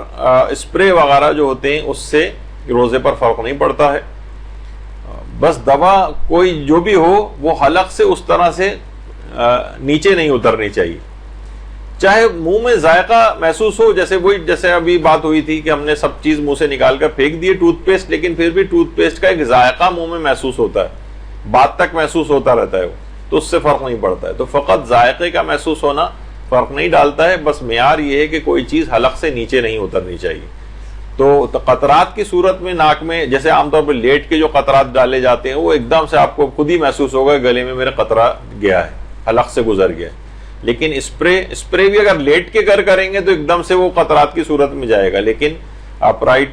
پوزیشن میں بیٹھ کر اور پھر جو اسپرے کیا جاتا ہے عام طور پر نہیں دیکھا گیا ہے کہ وہ قطرات کی صورت میں حلق سے نیچے اترے تو جائز ہے اس کا بھی. تو نہیں اس سے کوئی فرق نہیں پڑتا. ہاں آنکھ کا تھوڑا سا جو پیسیج اور جو طریقہ کار ہے چیزوں کا وہ الگ ہے, اور حلق میں قطرات کی صورت ناک سے فوراً حلق میں اس طرح سے آپ خود کبھی پریکٹس بھی کر کے دیکھ سکتی ہیں. اس میں تو صرف ذائقہ محسوس ہو رہا ہے, لیکن باقاعدہ اس کے اندر یہ ہوتا ہے کہ یہ جی ہاں الگ سے ہوتا ہے. تو یہ ایک مسئلہ ہوا. اچھا اسی طرح سے روزے میں ظاہر ہے سحری بہت زوردار قسم کی ہم نے کی ہوئی تھی تو روزے میں ڈکار وغیرہ بھی آ سکتی ہے, تو جان بوجھ کے بھی روزے میں ڈکار لی جا سکتی ہے. البتہ اگر کوئی چیز منہ میں آ جائے غذا کے طور پر تو اسے جان بوجھ کر نگلنے کی اجازت نہیں. جان بوجھ کے اگر آپ نے اس کو نگل لیا, ہاں بے اختیار ڈکار آئی اور بے اختیار وہ واپس چلی گئی اندر, جو بھی غذا منہ میں آئی تھی وہ واپس حلق سے اتر گئی, تو اس سے بھی روزے پر فرق نہیں پڑتا ہے. ہاں جان بوجھ کر اسے نہیں نگلنا چاہیے, یہ ایک مسئلہ ہے. اچھا اگر روزے دار ڈکار لے اور کھائی ہوئی غذا میں سے کچھ اس کے منہ میں آ جائے تو ضروری ہے کہ اسے تھوک دے. جان بوجھ کر نکلے گا تو روزہ باطل ہے, اور وہ ضروری ہے اس کی قضا بھی کرے گا اور کفارہ بھی دے گا. جان بوجھ کے ایسے ہی جیسے آپ نے باہر سے کوئی چیز کھا لی, تو غذائی مواد کوئی بھی اگر نکل کے منہ میں اس طرح سے آیا تو جان بوجھ کر اسے نہیں نکل سکتے, اسے نکالنا ہی پڑے گا, باہر تھوکنا پڑے گا, ورنہ اگر جان بوجھ کے نکلا تو قضا اور کفارہ دونوں واجب ہو جائیں گے. اسی طریقے سے خواتین کے لحاظ سے کہ اب لپسٹک وغیرہ لگانا, تو اگر کوئی بیرونی رطوبت یا کوئی چیز حلق سے نیچے نہیں اتر رہی ہے, مثلا ہونٹوں پہ انہوں نے اپنے زبان پھیری اور اس کے جو ذرات یا لپسٹک کس طرح کی کوئی چیز ہے وہ بالکل حلق سے نیچے اتر رہی ہے, وہ ایک اس میں مسئلہ ہو سکتا ہے. لیکن عام طور پر صرف بیرونی حصے پہ ظاہر ہے کوئی چیز لگائی ہوئی ہے, یا یہ کہ اگر وہ منہ میں جا بھی رہی ہے بالفرض تو اتنی نہیں ہے, وہ یعنی جسے کہا جائے گھل مل کر ختم ہو جائے گی, وہ حلق سے اس طرح سے کوئی چیز اتر نہیں رہی ہے نیچے, تو حالت روزہ میں لپسٹک بھی لگائی جا سکتی ہے. البتہ وہ اس کا احتیاط کرنی پڑے گی کہ نامحرم کے سامنے حجاب کی مخالفت والا جو مسئلہ ہے وہ درپیش نہ ہو, کیونکہ نامحرم کے سامنے زینت کر کے جانا, لپسٹک لگا کے جانا یہ جائز نہیں, ورنہ پھر وہ ہوگا آپ کہیں بھائی ہم نے تو اپنے لیے لگائی ہوئی ہے کہ ہم اچھے لگیں, اس سے فرق نہیں پڑتا. ورنہ پھر وہ مولانا شہریار عابدی کا اکثر میں پیش کرتا ہوں, وہ کہتے تھے جب ہم ایران میں تھے ایک عورت لپسٹک لگا کے جا رہی تھی تو ایک شخص وہاں سے گیا, اس کے پاس جا کے کہنے لگا اس کا یہ رنگ مجھے پسند نہیں, آئندہ سے دوسرا تبدیل کر کے لگانا. تو وہ ناراض ہو گئی, بھائی تم کون ہوتے ہو؟ اس نے کہا کہ ورنہ کیوں لگائی ہے, کہ باہر نکل رہی ہو لگا کے تو ہم لوگوں کو دیکھنے کے لیے لگائی ہے نا, تو ہماری پسند و ناپسند کا بھی خیال کرو پھر. تو بہرحال ایک لحاظ سے امر بالمعروف کا اس کا ایک انداز تھا, تو نامحرم کو دکھانے کے لحاظ سے یہ چیز نہیں ہونی چاہیے. اور ویسے اپنے لیے اپنے محرم لوگوں کے لیے گھر میں ویسے ہی زینت کے لیے لگائی ہوئی تو اس میں حرج نہیں ہے. روزے پر کم سے کم کوئی فرق نہیں پڑتا, حتیٰ کہ گناہ کرتے ہوئے بھی اگر لگا رہی ہے وہ اور میک اپ کر کے باہر نکل رہی ہے تو روزہ باطل تو نہیں ہوگا اس سے, البتہ روزے کا ثواب اس گناہ کے باعث ختم ہو جائے گا یا بہت کم ہو جائے گا. اچھا اسی طرح سے ہونٹوں کو خشکی سے بچانے کے لیے لپ بام یا لپ گلوس وغیرہ جو استعمال کی جاتی ہے تو اس کو بھی استعمال کرنا جائز ہے, بس یہ ہے کہ وہ منہ کی تری سے مخلوط ہو کر حلق سے اس طرح سے نیچے نہ اترے, جیسے اب جو ہم نے ابھی ذکر کیا. آپ نے دیکھا کہ تقریباً ہر اس کے اندر یہ والی بات آ رہی کہ حلق سے مواد کا نیچے اترنا, یہ اس کے اندر ایک معیار ہے. اگر ایسا نہیں ہے تو اس طرح کی تمام چیزیں لگانے کی بھی اجازت ہے. اچھا اسی طرح سے جسم میں جذب ہونے والی چیزیں, مثلا کوئی مرہم لگایا ہوا ہے, مثلا کوئی کریم آپ لگاتی ہیں, بہت سے لوشنز لگاتی ہیں,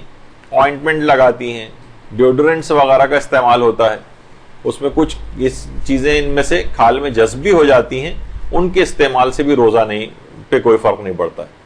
جیسے تیل بھی کی بھی ابھی اس سے پہلے مثال آئی, یہ تمام چیزیں جسے ان کے اوپر لگانے کی اجازت ہے, حتیٰ مکروہ بھی نہیں.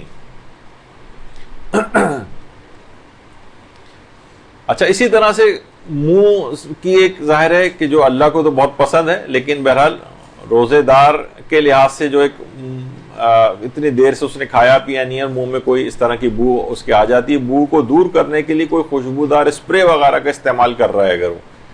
تو اس کا مواد اگر حلق سے نیچے اترے گا تو روزہ باطل ہوگا. لیکن اگر وہ منہ میں اس نے اسپرے کیا، حلق سے کوئی چیز نیچے نہیں اتری اور بہت دیر منہ میں رہنے کے بعد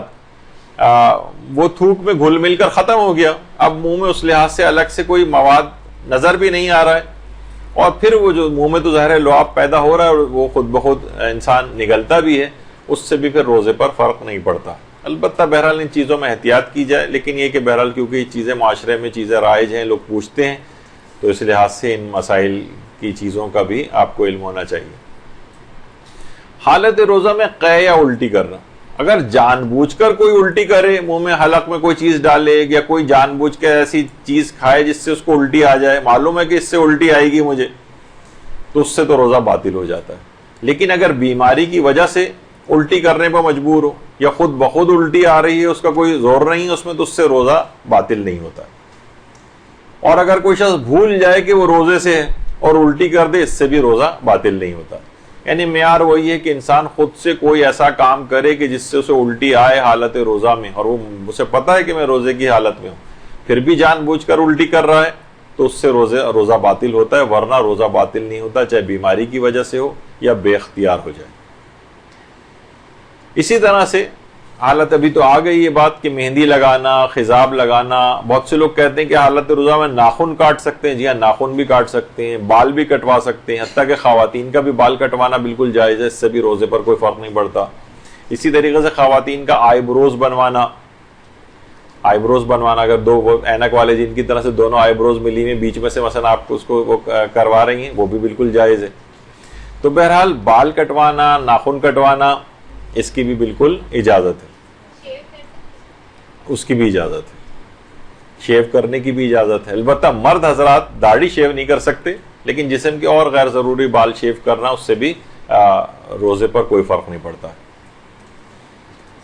اچھا، اب ایک خواتین کے ساتھ ایک مسئلہ ہے کہ ماہانہ عادت ان کو دوران روزہ اگر شروع ہو گئی تو خواہ افطار سے چند منٹ پہلے کیوں نہ ہو، 1 منٹ پہلے کیوں نہ ہو، ان کا روزہ باطل ہو جائے گا. اچھا، دن میں کسی وقت ایسا ہو جائے، بہت سی خواتین یہ کرتی ہیں کہ جناب وہ سوچتی ہیں کہ نہیں اب روزہ تو ہمارا باطل، یعنی اس کے بعد ان کو کھانے پینے کی بھی اجازت ہے، البتہ رمضان کا احترام وغیرہ کرتے ہوئے وہ کھا پی بھی سکتی. تو اور اس روزے کو افطار تک مکمل کرنا ضروری نہیں، قضا تو ظاہر ہے اس روزے کی کرنا ہی ہے، اور اس میں فرق نہیں پڑتا کس ٹائم پر ایسا ہوا ہے، نہ اس میں ظہر سے پہلے کی کوئی شرط ہے، نہ ظہر کے بعد کی کوئی شرط ہے. جیسے ہی ماہانہ عادت شروع ہو جائے اسی وقت روزہ باطل ہو جاتا ہے، اور روزہ باطل جیسے ہی ہوا اس کے اگلے منٹ بعد ہی کھا پی سکتی ہیں. اس کو روزے کو مکمل کرنا یہ ضروری نہیں ہوتا. تو ایک مسئلہ اس کے اندر یہ ہوا. اچھا، لیکن پھر بھی اگر وہ چاہے کہ میں منافی روزہ کاموں سے اپنے آپ کو بچاؤں، وہ نہیں کھا پی رہی ہے، تو بھی امید ہے کہ انشاءاللہ اس کو ثواب ملے گا اپنے آپ کو اگر اس سے وہ بچا رہی ہے. لیکن بہرحال کھانے پینے کی اجازت اس کو مل گئی. آغا سیستانی سے بھی باقاعدہ پوچھا گیا تو انہوں نے یہی کہا کہ ثواب دینا ظاہر ہے تو اللہ کے ہاتھ میں ہے، اور ایک چیز بہتر بھی شمار کی گئی ہے، ابھی آگے بھی چل کر ایک روزہ تعدیب کے نام سے آتا ہے. اس میں کچھ افراد ہیں کہ جن پر روزہ واجب نہیں ہوتا بلکہ روزہ رکھ ہی نہیں سکتے، لیکن پھر بھی انہیں منافی روزہ کاموں سے اپنے آپ کو بچانا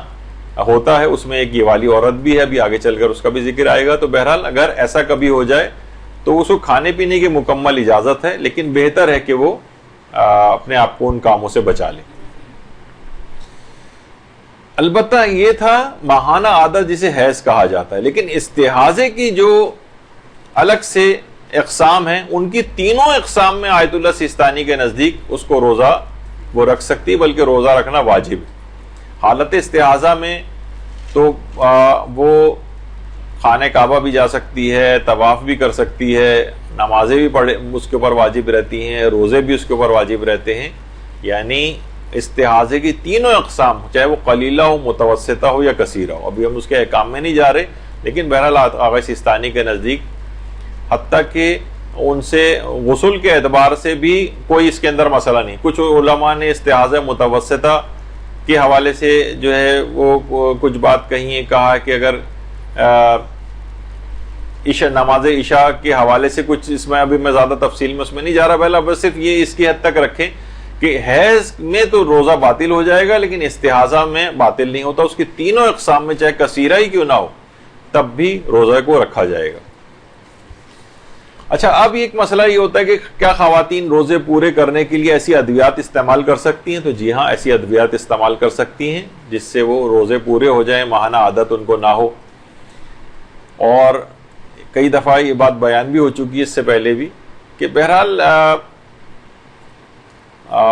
اس میں جو مسائل ہوتے ہیں عام طور پر, اچھا کچھ خواتین ہیں جن کو یہ مسئلے نہیں ہوتے, وہ دوائیں استعمال کرتی ہیں اور ماہانہ عادت رک جاتی ہے, اپنے روزے مکمل کر لیتی ہیں, یا مثلا عمرے پر جا رہی ہیں, زیارات پر جا رہی ہیں, وہاں یا حج پر جا رہی ہیں. لیکن عموماً حج میں خاص طور پر یہ دیکھنے میں آتا ہے کہ وہ کچھ ایسی ایب نارمل ان کو بلیڈنگس وغیرہ شروع ہو جاتی ہیں کہ وہ بہت کنفیوز ہو جاتی ہیں, ان کے لیے بہت پریشان کن مرحلہ ہوتا ہے, اسے کیا سمجھیں. تو بہتر تو یہ کہ جب اللہ نے بہرحال ان ایام میں آپ پہ معاف رکھا ہے تو الگ سے کوششیں کر کے اپنے آپ کو مزید زحمت میں جو ہے وہ انسان نہ ڈالے. لیکن بہرحال شرعی طور پر اجازت ہے ایسا کرنے کی, ایسی ادویات استعمال کر سکتے ہیں. ہاں البتہ یہ ہے کہ مثلا اگر ماہ رمضان میں عورت فجر سے پہلے اپنی ماہانہ عادت سے پاک ہو جائے لیکن پھر بھی وہ جان بوجھ کر غسل نہ کرے, اب گھریلو صورتحال کچھ ایسی ہے, کچھ شرم و حیا کے کچھ معاملات ایسے ہیں, یا سستی اور لاپرواہی ہو رہی ہے, اب تو خیر گرمیاں ہیں لیکن بعض اوقات سردیوں کا یا ایسی جگہ پہ رہ رہے ہیں جہاں سردی اور ٹھنڈک کا مسئلہ ہے, بہرحال جان بوجھ کر اگر وہ غسل نہ کرے تو اس پر قضا اور کفارہ دونوں واجب ہو جائیں گے. عام طور پر اپنے روزے کو بچانے کے لیے اور قضا اور کفارہ واجب نہ ہو جائے, کیونکہ دیکھیے آج کل کفارے بھی ادا کرنا اتنا آسان چیز نہیں ہے. مثلا قضا تو ایک بعد میں رکھنا ہی ہے, اور کفارہ کیا ہے, ایک روزے کے بدلے 60 مسکینوں کو کھانا کھلانا. تو تقریباً 4,000 روپے صرف ایک کھانے کا ہی ہو سکتا ہے کہ اس کا وہ بن جائے. تو بہرحال اور اگر پورے مہینے اس طرح سے بعض اوقات ایک سال کا بھی تو 1 لاکھ روپے تک کے قریب جو ہے بعض اوقات اس کا خرچ ہو جاتا ہے. تو بہرحال یعنی مالی خرچ الگ ہے, اور اللہ کی بارگاہ میں بہرحال اتنا اہم کہ اس نے روزے کو اپنے ضائع کر دیا, جان بوجھ کے نہیں کیا یا کسی بھی وجہ سے اس طرح سے شرم و حیا یا جس کو اسلام کنسیڈر نہیں کرتا اس وجہ کو, تو اس کو قضا اور کفارہ دونوں واجب ہو جائیں گے. تو عام طور پر جن پر اس طرح سے غسل واجب ہوتے ہیں اور وہ انجام نہیں دے پا رہے ہیں انہی کچھ وجوہات کی بنا پر, ان کے لیے پھر ایک حل یہ ہے کہ وہ بالکل آخر وقت میں جس میں غسل کرنا ممکن ہی نہ ہو. اچھا دیکھیے, غسل کرنا بعض اوقات ٹائم کی وجہ سے ممکن نہیں ہوتا ہے. ٹائم میں بھی یہ ہوتا ہے کہ ہم سوچ رہے ہیں کہ ہم جب غسل کریں گے تو شیمپو استعمال کریں گے اور صابن استعمال کریں گے, تو وہ آدھے پونے گھنٹے والا غسل جو ہے اس کو سمجھتے ہیں, اور ہمارے پاس ہے 15 منٹ, جبکہ جو واجب غسل ہے وہ مشکل سے چند منٹس کے اندر ہو جاتا ہے. سر و گردن دھوئی, دایاں حصہ بایاں حصہ, احتیاط آغا سیستانی میں تو سر و گردن اور نچلا پورا دھڑ, تو مشکل سے 2 منٹ بھی جو ہے وہ نہیں لگیں گے, 3 منٹ لگیں گے, بہت ہوا تو 5 منٹ آپ کر لیں, جس کے اندر تیز رفتاری سے بھی غسل مکمل ہو سکتا ہے. تو پھر تیز رفتاری سے غسل کرنا پڑے گا, چاہے شیمپو نہ لگے چاہے صابن نہ لگے. اور بہت سی تو ہمارے اس کی کنڈیشنز ایسی ہیں کہ مثلا جو لوگ اعتکاف میں ہوتے ہیں اور وہ غسل کرنے جائیں اور غیر ضروری صابن شیمپو اور اس طرح کی چیزوں میں اگر وہاں لگائیں تو ان کا اعتکاف بھی باطل ہو جاتا ہے. خیر وہ ایک الگ مسئلہ ہے. تو یہ کیا کریں کہ پھر یہ کریں کہ اگر واقعتاً اتنا کم ٹائم ہو, یعنی کہ جس میں غسل کرنا پاسبل ہی نہیں ہو, مثلا اب صرف 2 منٹ رہ گئے, 2 منٹ میں کیسے اب جائیں گے اور وہ ٹائم ختم ہو جائے گا, تو بالکل آخر وقت میں تیمم کریں. تیمم کی چیز ہمیشہ گھر میں انسان کے ایسی موجود رہنی چاہیے, ورنہ ایسا نہ ہو کہ وہ ڈھونڈنے جا رہے ہیں کہ کہاں ہم تیمم کریں, نہ کوئی مٹی اویلیبل ہے. ایران وغیرہ میں ایک تھال ٹائپ کی ایک چیز ہوتی ہے بڑی سی, اس میں 2 ہتھیلیاں پوری آ جائیں اور مٹی کی ایک لیئر اس کے اوپر ہوتی ہے. تو وہ گھر میں عمومی طور پر بھی اس کا انتظام ہونا چاہیے کہ تیمم کی صورتحال کبھی پیش آ جائے تو انسان اپنی نمازوں کو بچا سکے. تو بالکل آخر وقت کا تیمم کرے گی وہ، اور پھر اس کے بعد روزے کی نیت کر لے، اس کا روزہ صحیح شمار ہو جائے گا. اگرچہ اس نے گناہ گار ہے کہ اس نے اتنی تاخیر کیوں کی کہ غسل نہ کر سکے اور تیمم کی طرف جائے، لیکن بہرحال یہ کہ اس کا روزہ اب کم سے کم باطل نہیں ہوگا. گناہ گار ہوگی، اس کو توبہ کرنا ہے اس کو، لیکن کم سے کم اس کا قضا اور کفارے سے وہ بچ جائے گی. تو یہ ایک مسئلہ ہے اس میں. ہاں بالکل بالکل امساک بھی کرنا ہوگا. یہ نہیں کہ میرا تو روزہ باطل ہو ہی گیا تو میں کھاتی پیتی رہوں، نہیں، وہ اپنے آپ کو بچانا بھی. اچھا، اب اگر عورت بھول جائے، عام طور پر ہوتا تو نہیں ہے لیکن بہرحال علماء نے لکھا ہے اس کو کہ حیض و نفاس کا غسل کرنا بھول جائے، ایک یا کئی دن کے بعد اس کو یاد آئے، تو جو روزے اس نے رکھے ہیں وہ روزے سب صحیح ہیں، البتہ نمازوں کی اس کو قضا کرنا پڑے گی. نمازیں معاف نہیں ہیں، البتہ روزے صحیح سمجھ لیے جائیں گے. یعنی اگر کسی شخص پر غسل واجب ہو اور وہ غسل کو انجام دینا، خاص طور پہ حیض اور نفاس والی جو عورت ہے، تو کئی دن بعد بھی اگر اس کو یاد آ رہی ہے وہ چیز، تو جو روزے رکھے ہیں وہ صحیح ہیں، نمازوں کو دہرانا پڑے گا. اچھا، ایک کنڈیشن اور بھی ایسی آتی ہے کہ عورت اذان فجر سے پاک ہو گئی ہے لیکن غسل واجب بلکہ تیمم کرنے کا بھی مختصر وقت نہیں، 2 منٹ رہ گئے، ابھی جب تک وہ جائے گی تیمم کی مٹی جہاں پر رکھی ہوئی تب تک روزے کا وقت شروع ہو جائے گا. اب اس موقع پر پھر یہ غسل اور تیمم کے بغیر ہی روزے کی نیت کر لے تو بھی اس کا روزہ صحیح، بشرطے کہ یہ یعنی اپنے طور پر اس نے اتنی دیر نہ لگائی ہو، یعنی خود ہی اس نے لاپرواہی میں اتنی دیر لگا دی، اور وہ ایک الگ مسئلہ ہے، وہ تو بھی آپ نے سن لیا، قضا اور کفارہ دونوں واجب ہو جائیں گے. لیکن مجبوراً یا ایسے موقع پر اس کی آنکھ کھلی کہ جب نہ اس کے پاس غسل کا موقع تھا اور نہ تیمم کا وقت تھا اس کے پاس، تو پھر وہ اسی وقت ویسے ہی نیت کر لے تو اس کا وہ روزہ صحیح شمار ہو جائے گا. یعنی مجبوری والا کہ یہ مسئلہ ہے، جان بوجھ کر تاخیر کرنے والا مسئلہ نہیں. اچھا، اسی طریقے سے خواتین کے اعتبار سے بہت سے گائنیکالوجسٹ کے پاس جانا ہے، وہ اندرونی کچھ چیک اپ کرے گی یا اندرونی الٹرا ساؤنڈ کروانا ہوتا ہے، تو اس ایک تو جسم کے باہر سے جو الٹرا ساؤنڈ ہوتا ہے اس کی تو خیر ویسے ہی اجازت ہے، لیکن اندرونی چیک اپ اور اندرونی الٹرا ساؤنڈ کی، اس سے بھی روزے پر فرق نہیں پڑتا ہے اور نہ ہی اس سے کوئی غسل وغیرہ واجب ہوتا. تو عام طور پر خواتین اس سلسلے میں کافی پریشان ہوتی ہیں، وہ اپوائنٹمنٹ جب لیتی ہیں تو ان مراحل سے بعض اوقات گزرنا پڑتا ہے، تو یہ بتا دیا جائے کہ اس سے روزے پر کوئی فرق نہیں پڑتا ہے، جائز. اچھا، کچھ ہیں مثلا انتقال بھی لوگوں کے ہو رہے ہوتے ہیں، مثلا گھر میں کسی کا انتقال ہوا، کسی رشتہ دار کا انتقال ہوا، وہاں گئے اور مردے کے جسم کے اوپر ہاتھ لگا لیا، غسل مس میت واجب ہو گیا. تو غسل مس میت اگر کسی پر واجب ہو جائے اور وہ اس غسل کو انجام نہ دے اور روزے کی نیت کر لے تو اس کا روزہ بہرحال صحیح رہتا ہے. بلکہ دوران روزہ بھی اگر کسی میت کو جا کر وہ ہاتھ لگا لے تو اس سے بھی روزہ باطل نہیں ہوتا. تو بہرحال غسل مس میت سے روزے کے اوپر فرق نہیں پڑتا ہے، وہ اگر پہلے سے واجب ہے تب بھی روزہ رکھا جا سکتا ہے، یا حالت روزہ میں مس میت ہو جائے تب بھی اس سے روزے پر فرق نہیں پڑتا. ہاں، ایک مسئلہ یہ عام طور پر ان جگہوں پہ، خاص طور پر دبئی، شارجہ وغیرہ جو بہت ہائی رائز بلڈنگز وغیرہ میں لوگ رہتے ہیں، یا مثلا کوئی سفر کر رہے ہیں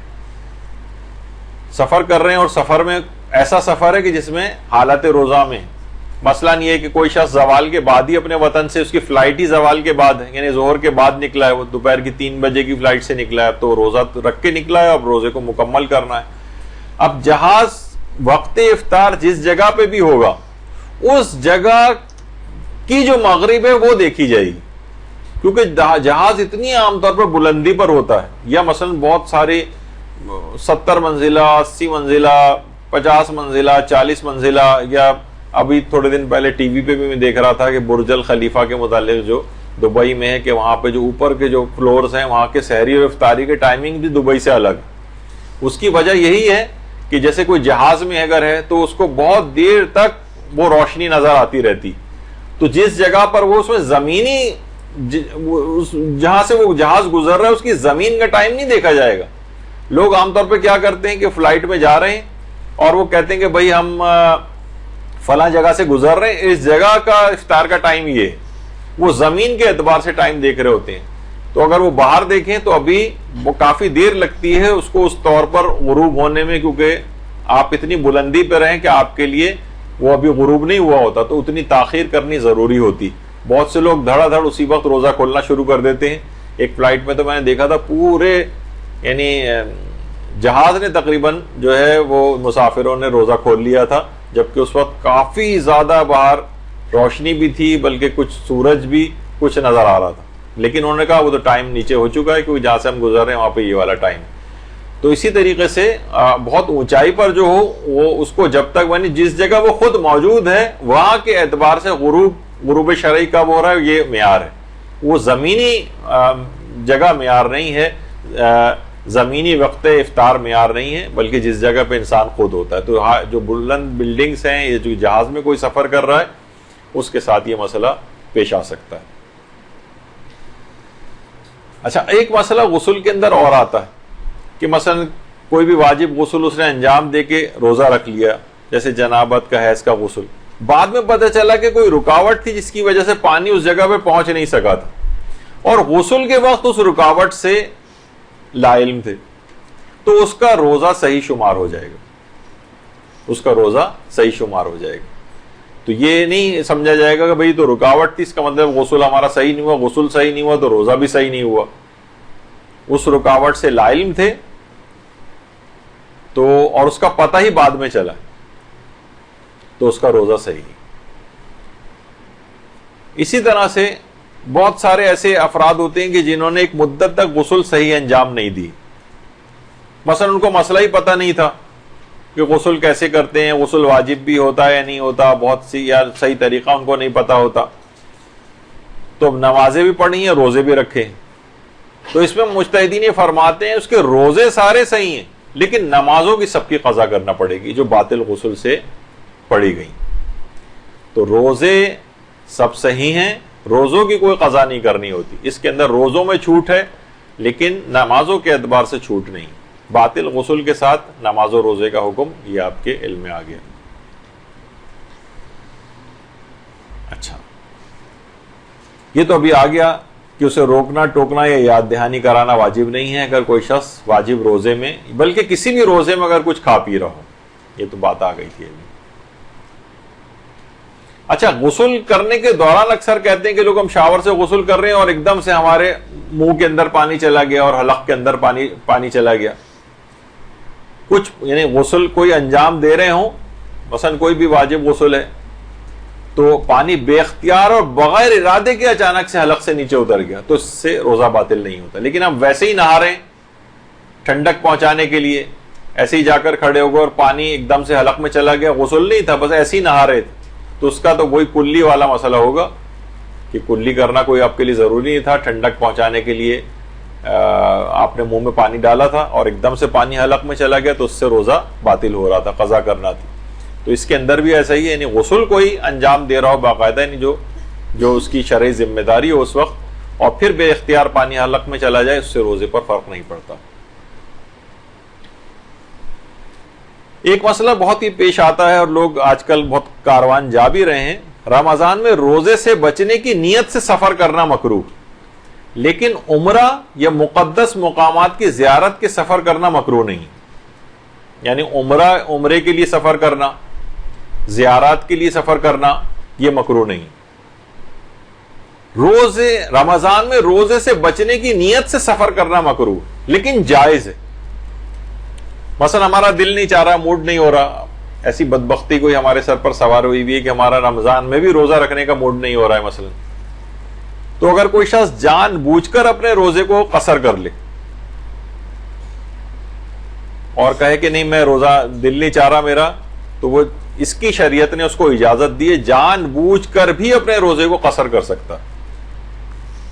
اچھا, آپ کہیں گے کہ بہت سی چیزوں میں دیکھیے بعض اوقات یہ مسئلے بتانے یوں ضروری ہو جاتے ہیں, اس میں ترغیب نہیں دے رہے اس کو, لیکن بہت سے لوگ ایسے ہیں, جیسے ابھی 21 رمضان آئے گی, 21 رمضان میں کتنے افراد ایسے ہیں جو جلوسوں کا انتظام کرتے. اب وہ جلوسوں کا انتظام کرنا ہے, شدید گرمی, بعض اوقات پچھلے جو رمضان اور وہ گزرے ان میں تو آپ کو پتہ ہے کہ کتنا جو ہے وہ ہیٹ اسٹروک اور وہ ہیٹ ویو اور کیا کیا سب ہو رہا تھا یہاں پر. تو ایسے افراد جو بالکل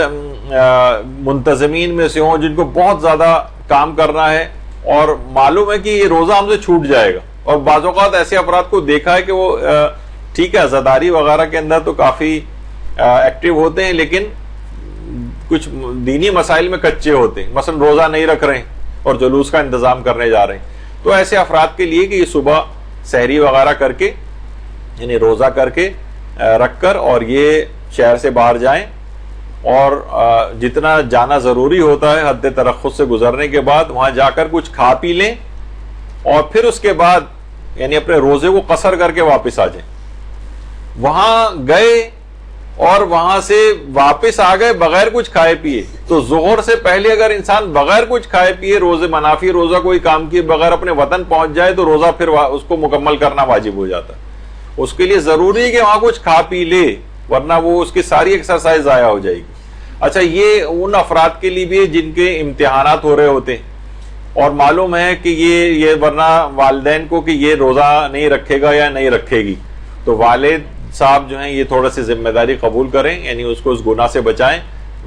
شہر سے باہر لے جا کے قصر کروائیں، مشکل سے وہاں سے 2-2.5 گھنٹے کے اندر واپس آ جائیں گے، اور اس کے بعد وہ کھا پی بھی سکتا ہے، روزہ اس کا قصر ہو گیا،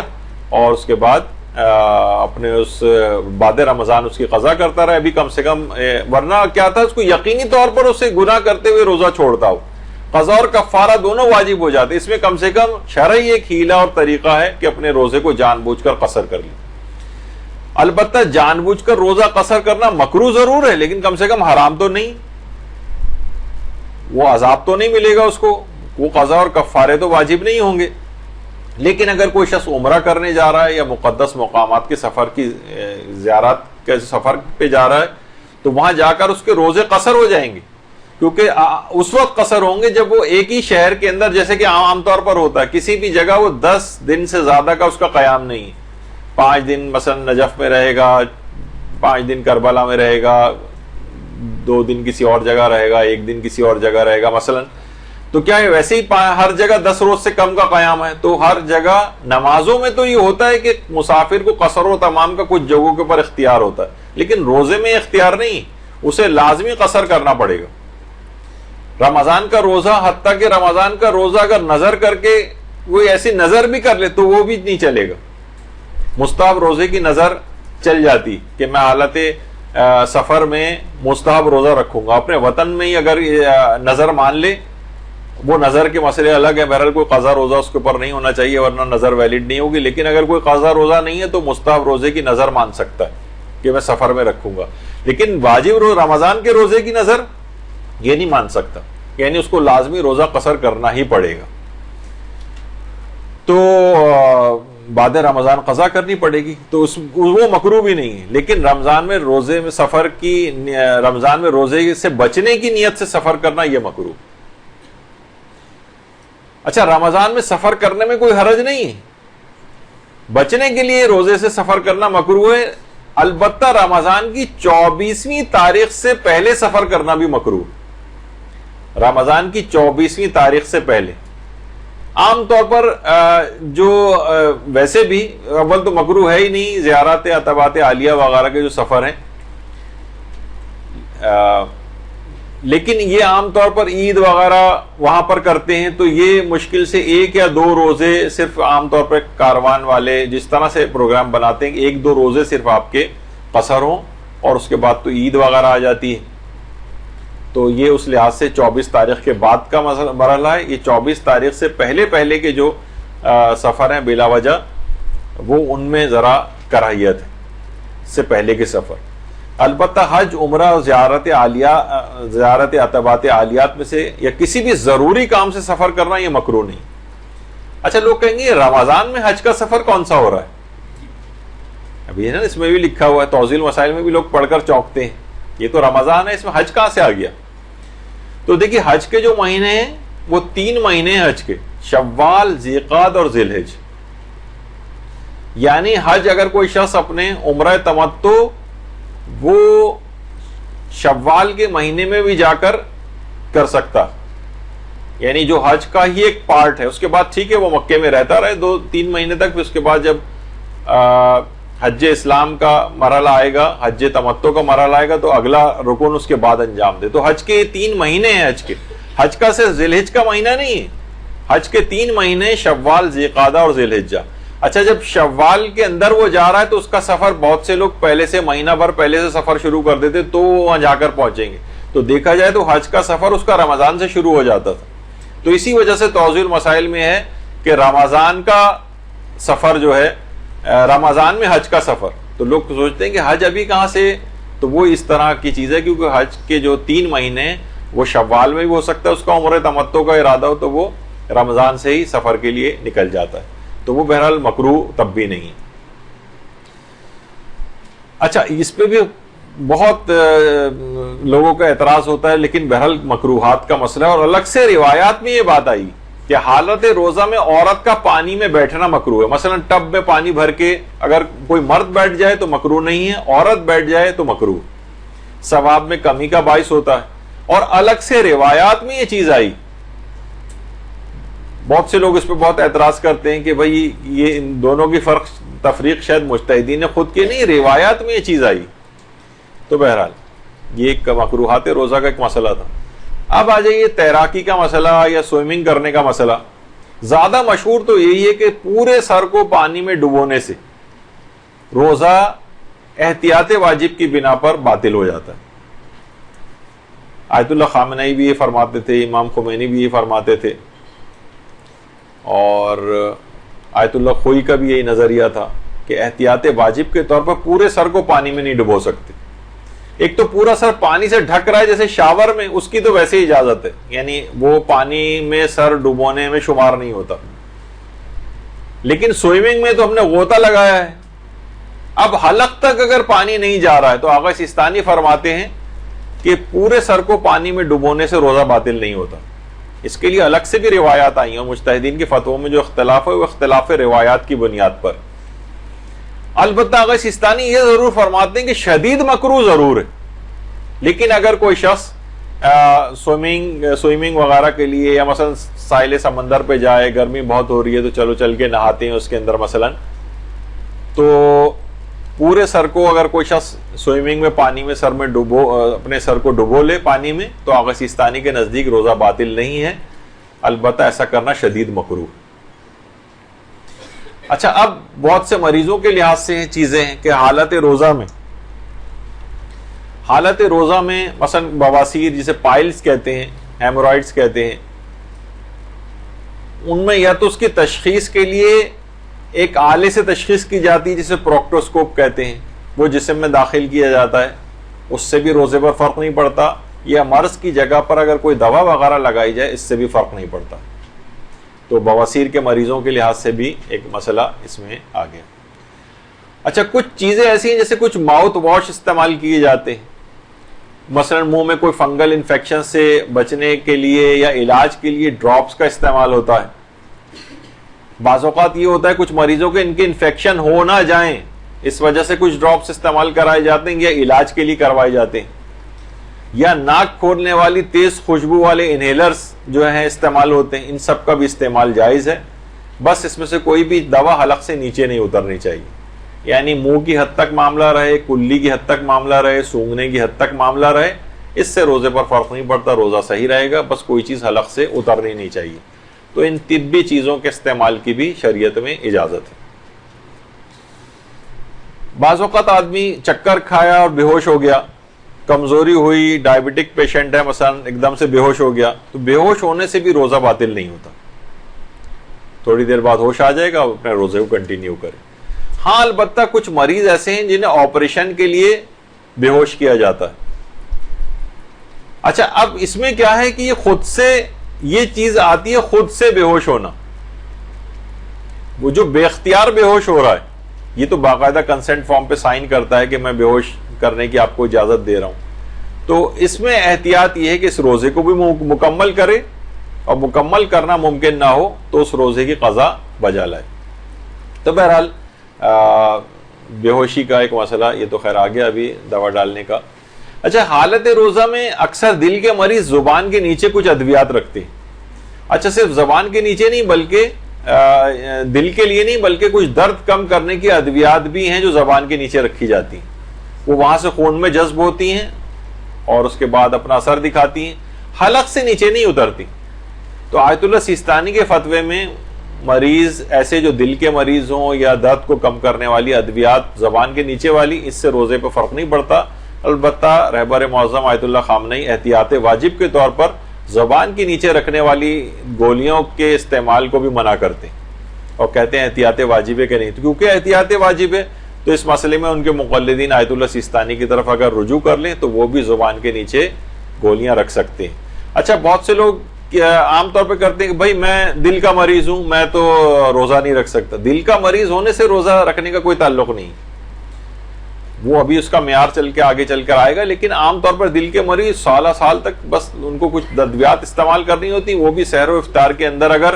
کر لیں اور حالت روزہ میں زبان کے نیچے والی بھی اگر ادویات رکھ رہے ہیں تو آپ نے دیکھا کہ اس میں بھی گنجائش نکل آئی ہے اور ان دوران روزہ بھی ان کو کچھ فرق نہیں پڑے گا روزے کے اوپر, اور بیماری کے لحاظ سے ان کا علاج بھی ہو جائے گا اور ان ادویات کو استعمال کرنے کی اجازت ہے. البتہ حلق سے کوئی اتارنے والی گولی وہ استعمال نہیں ہو سکتی, یا تو اس کو ایڈجسٹ کریں یا واقعی اگر ضرورت پیش آ جائے, طبی لحاظ سے ضرورت پیش آ جائے تو ٹھیک ہے, پھر اس گولی کو معمولی پانی سے اتارا جا سکتا ہے.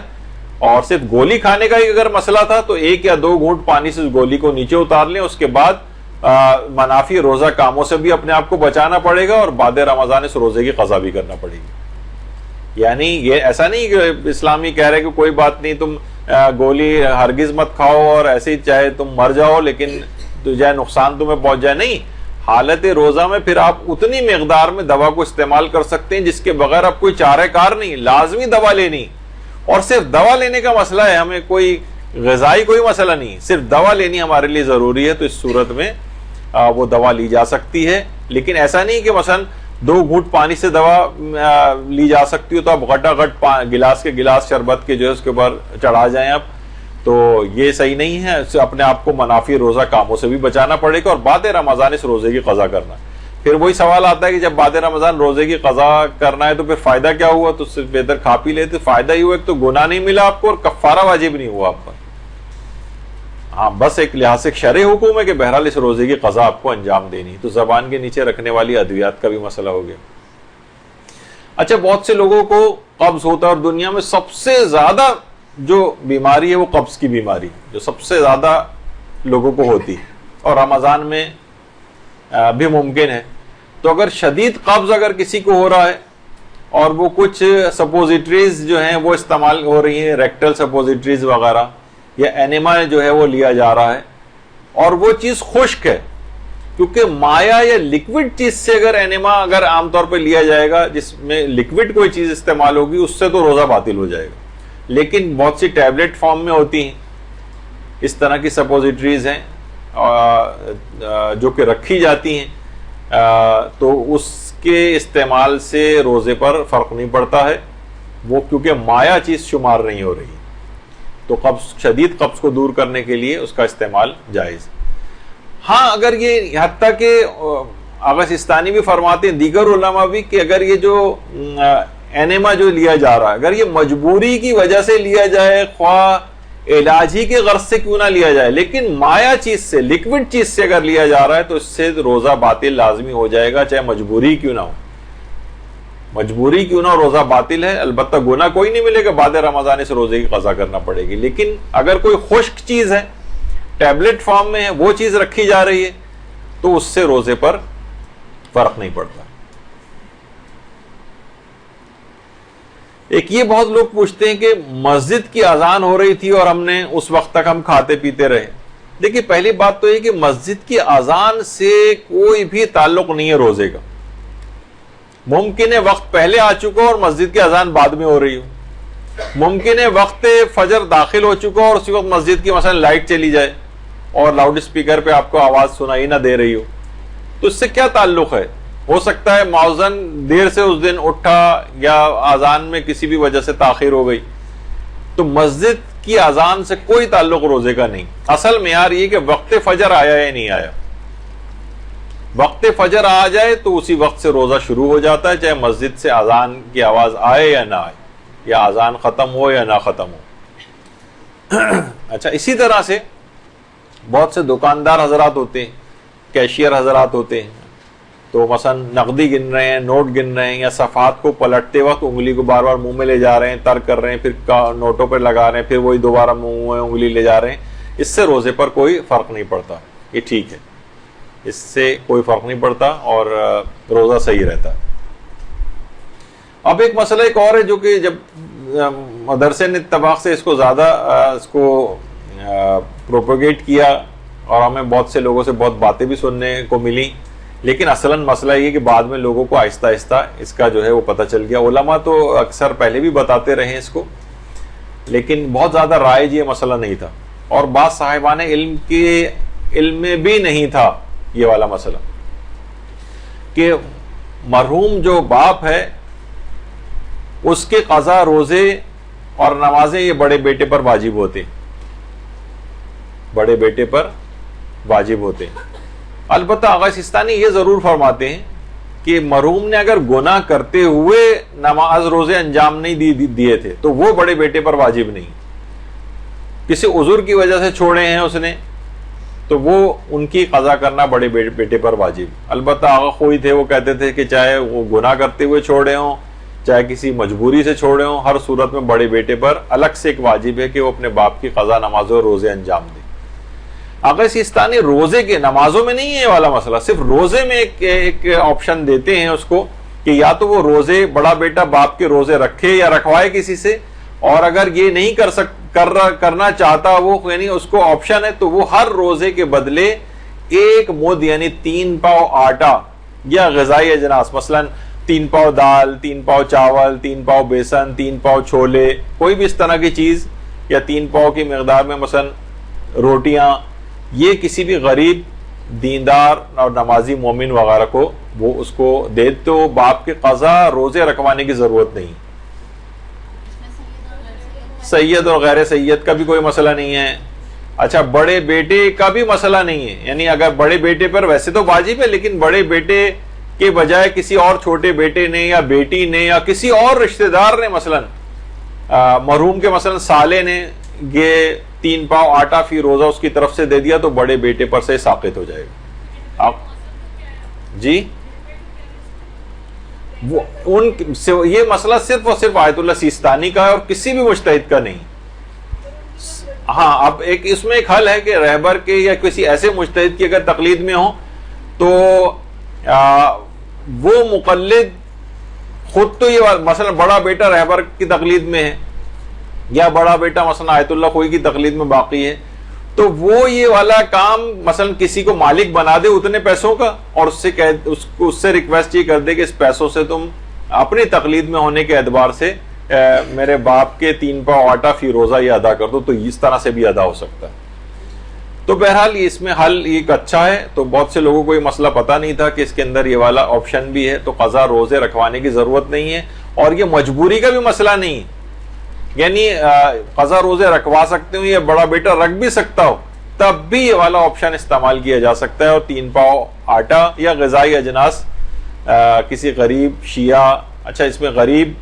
ہونا چاہیے، شیعہ ہونا چاہیے، اور احتیاط واجب کی بنا پر یہ کچھ شرطیں ہیں آغا سیستانی کے نزدیک کہ وہ کھلم کھلا گناہ کرنے والا نہ ہو اور بے نمازی نہ ہو۔ اس مسئلے میں بہرحال آیت اللہ وحید خراسانی کی طرف رجوع کر کے صرف غریب شیعہ بھی اگر آپ تلاش کر لیں تو اس کو بھی یہ آٹا دیا جا سکتا ہے۔ تو بہرحال یہ مرحوم کے قضا روزے، اچھا یہ لوگ کہتے ہیں اس سے قضا نمازیں بھی اتر سکتی ہیں، نہیں، قضا نمازیں اترنے کا کوئی مسئلہ نہیں ہے، اور صرف یہ قضا روزوں کا مسئلہ ہے، مرحوم کے قضا روزوں کا مسئلہ۔ تو یہ ایک مسئلہ ہوا۔ اچھا، اب ایک آتا ہے بھی، آپ نے دیکھا کہ روزوں کے حوالے سے بہت سی باتیں آ رہی تھیں کہ مریض کے اعتبار سے تو کتنا نقصان ہو کہ اس پہ سے روزہ معاف ہوتا، کیا صرف نقصان کا احتمال ہے، معمولی سا احتمال؟ مثلا ابھی خیر اس کا بھی ذکر آئے گا، بہت سی حاملہ خواتین ہوتی ہیں، یعنی دور دور تک کوئی کمپلیکیشن کوئی نہیں ہے، کوئی امکان نہیں، بس ایک ایسی معمولی سا احتمال شاید بچے پہ کوئی فرق پڑ جائے، ابھی خیر وہ آگے چل کر آ رہا ہے مسئلہ، اس میں ہم ڈسکس کر لیں گے. تو صحت کے اعتبار سے معمولی نقصان پہنچنے سے کے احتمال سے روزہ معاف نہیں ہوتا. مثلا کوئی کہے کہ جناب مجھے 99 بخار ہو رہا ہے، 100 ہو جائے گا. 100 بخار سے ایسا کوئی خاص عام طور پہ قابل تحمل ہوتا ہے اور ایسا نقصان نہیں ہوتا کہ زندگی جس میں خطرے میں پڑی جا رہی. شدید نقصان کا خوف اگر ہے تو اس سے روزہ جو ہے وہ تو حرام ہو جاتا ہے. لیکن معمولی نوعیت یعنی عقلاء کے نزدیک اس کی کوئی اہمیت ہو کہ ہاں یہ والا خوف واقعتاً ایسا ہے کہ آپ کو روزہ نہیں رکھنا چاہیے تھا، اس میں وہ روزہ معاف ہوتا ہے. معاف سے مراد پھر وہ قضا وضا تو اپنی کرنی ہوتی ہے، لیکن یہ کہ معمولی نوعیت کا احتمال جو ہے اس سے روزہ معاف نہیں ہوتا. کہیں ایسا نہ ہو جائے جیسے ایک بہت سی خواتین کہتی ہیں کہ جناب، خیر ڈاکٹر کے متعلق میں بات کہوں کہ زیادہ تر ڈاکٹر اس سلسلے میں ناقابل اعتبار اور اصلاً ڈاکٹروں کے اوپر ڈالا بھی نہیں گیا ہے. آپ توضیح المسائل بھی جا کر پڑھیں کہ اگر مریض خود یہ محسوس کرے کہ میں روزہ رکھ سکتا ہوں تو خواہ ڈاکٹر منع ہی کیوں نہ کرے، اس کے اوپر روزہ رکھنا واجب ہے. اور اگر مریض محسوس کر رہا ہے کہ میں روزہ رکھ ہی نہیں سکتا، میری صورتحال ایسی حقیقت اللہ اور اس کے درمیان معاملہ ہے، کسی کو دھوکہ دینے کے لیے نہیں،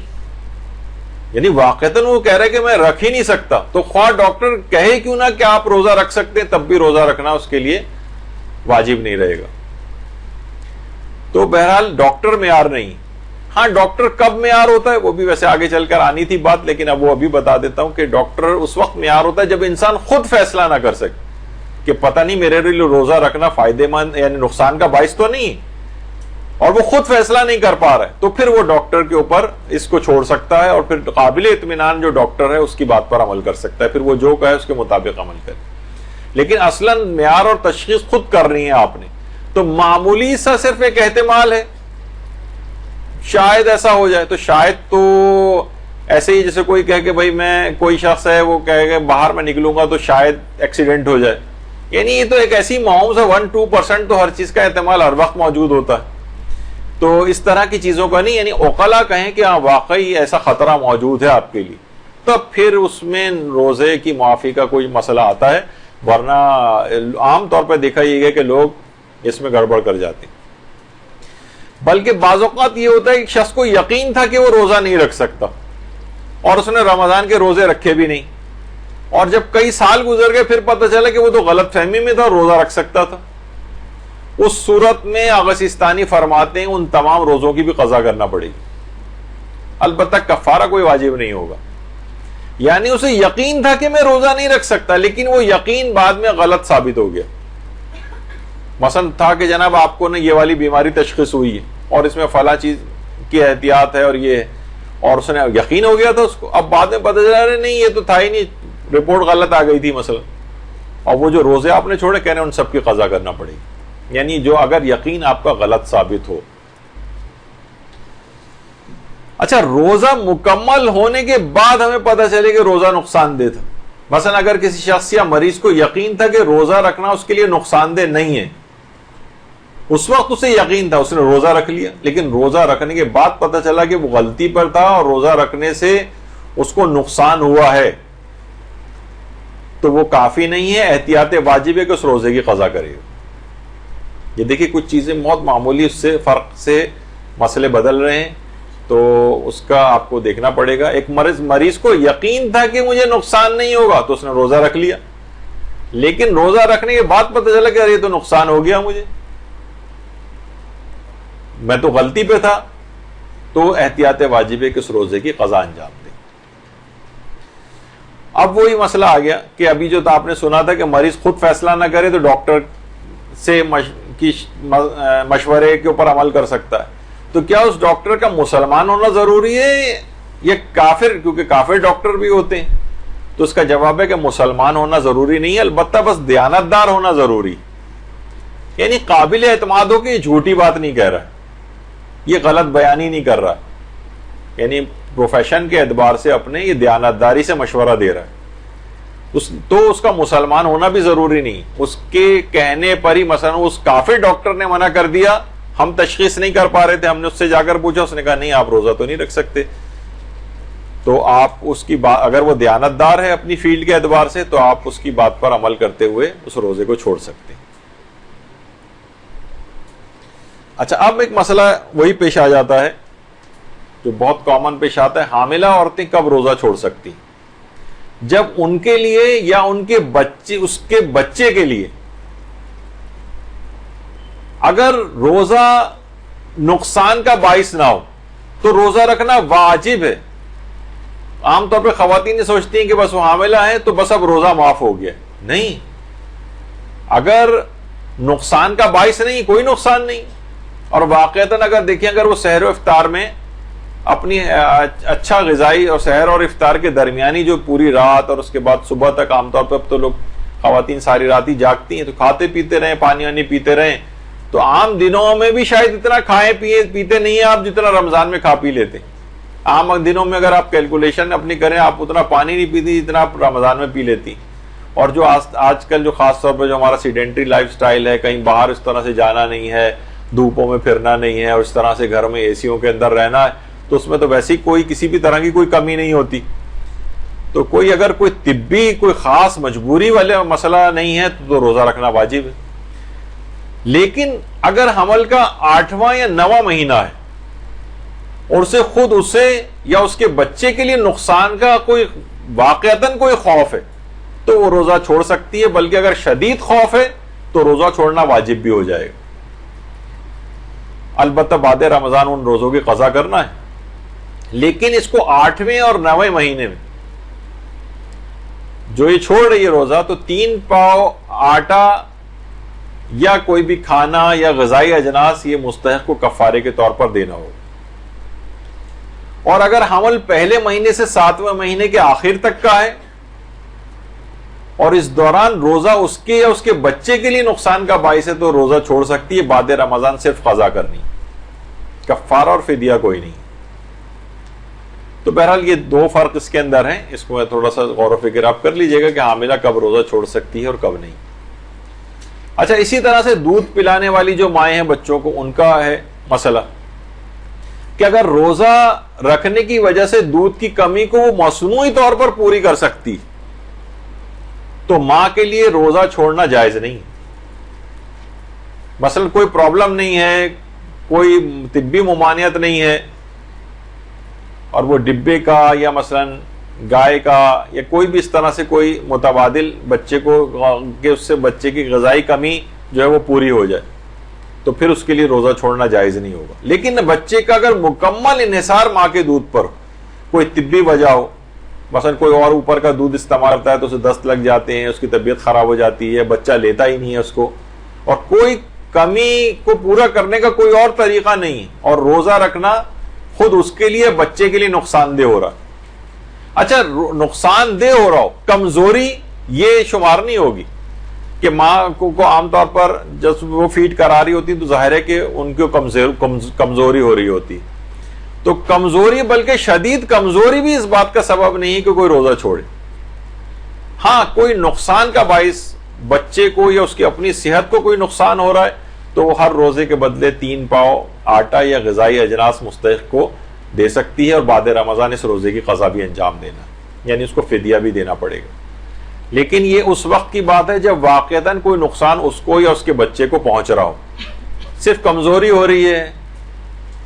کیونکہ یہ سب چیزیں وہی میں نے کہا کہ جو مثلا کوئی پانی کی کمی ہو رہی ہے، کہاں مثلا سحر و افطار میں اتنا زیادہ مثلا پانی پی رہی ہے وہ کہ عام دنوں میں بھی اتنا نہیں پیتی، اگر یہ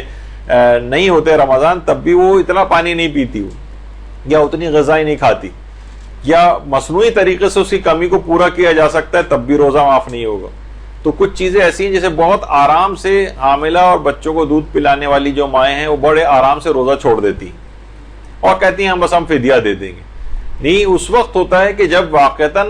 نقصان، اور آپ نے نقصان کا بھی معیار سمجھ لیا کہ ایسی معمولی سا امکان نہیں، یعنی واقعتاً عقلاء کہیں کہ نہیں یہ تو واقعتاً بڑا نقصان ہو جائے گا، تو اس موقع پر وہ چھوٹ ملتی ہے۔ لیکن ہمارے ہاں بہت آرام سے اس کو چھوٹ سمجھ لیا جاتا ہے، جو کہ حرام۔ وہ دوسرے اب یہ تو ہیں وہ مار رہا ہے، زبردستی کر رہا ہے، پولیس کیس ہو رہا ہے، وہ دوسری چیزیں، یعنی اصلاً دیکھا جائے تو یہ جو ہیں شرعی احکام وہ تو یہ ہیں کہ وہ زیادہ تر یہ ویسے ہی نہیں ہوتا. بہت ہوا تو وہ ناراض ہو رہا ہے, ناراض ہونے دیجیے اس کو, ویسے بھی تو اور 10 دفعہ اس کو ڈانٹ پڑتی ہے آپ سے, کوئی بات نہیں, ناراض بھی اگر ہو جائے تو کیا ہے. لیکن عام طور پر ظاہر ہے کوئی بہت گمبھیر صورتحال ہو جائے, طلاقوں تک کی نوبت آ جائے وغیرہ, کوئی اس طرح کی ہو تو پھر ایک وہ ایکسٹریم مسائل ہے, اس میں وہ پھر روزے اور اس سے ہٹ جاتا ہے معاملہ. اچھا یہ فدیہ کب دیں گی, یعنی واقعتاً واجب ہو گیا کہ بھئی اب یہ فدیہ ہی ان کو دینا ہے اور بعد رمضان تو قضا کریں گے, یعنی ایسی صورتحال ہے, تو یہ فدیہ کب دیں؟ کیا یہ کر سکتی ہیں کہ پورا بھی مہینہ سٹارٹ ہوا انہیں پتہ ہے کہ اسی طرح تو رہے گا؟ ہاں نہیں, پہلے میں ایک مسئلہ اور بتا دوں, بڑا اہم ہے وہ بھی. یہ جو حاملہ ہیں یا مثلا دودھ پلانے والی مائیں اور بالفرض فدیہ دینا ان کی خطرہ بھی ہے, تو یہ کیا خطرہ پورے مہینے کے لیے؟ مثلا اگر یہ ایک ایک دن وقفہ دے دے کے اگر روزے رکھ لے تو پھر کیا یہ خطرہ رہے گا؟ پھر ہو سکتا ہے یہ ہو نتیجہ نکلے کہ نہیں پھر تو یہ خطرہ نہیں ہے, یا 2 دن بعد پھر یعنی جتنے بھی ممکن ہو ان کے لیے روزے رکھنا, یہ روزے رکھیں. یعنی ایک ہی آل اور ننس لا جو جسے کہتے ہیں نا, وہ والا یہاں پہ قانون نہیں آئے گا کہ یا تو سب روزے چھوڑے یا سارے روزے رکھے, نہیں, جتنے بھی رکھ سکے. اب ہم یہ فرض کر لیتے ہیں کہ جتنے روزے اس نے چھوڑے ہیں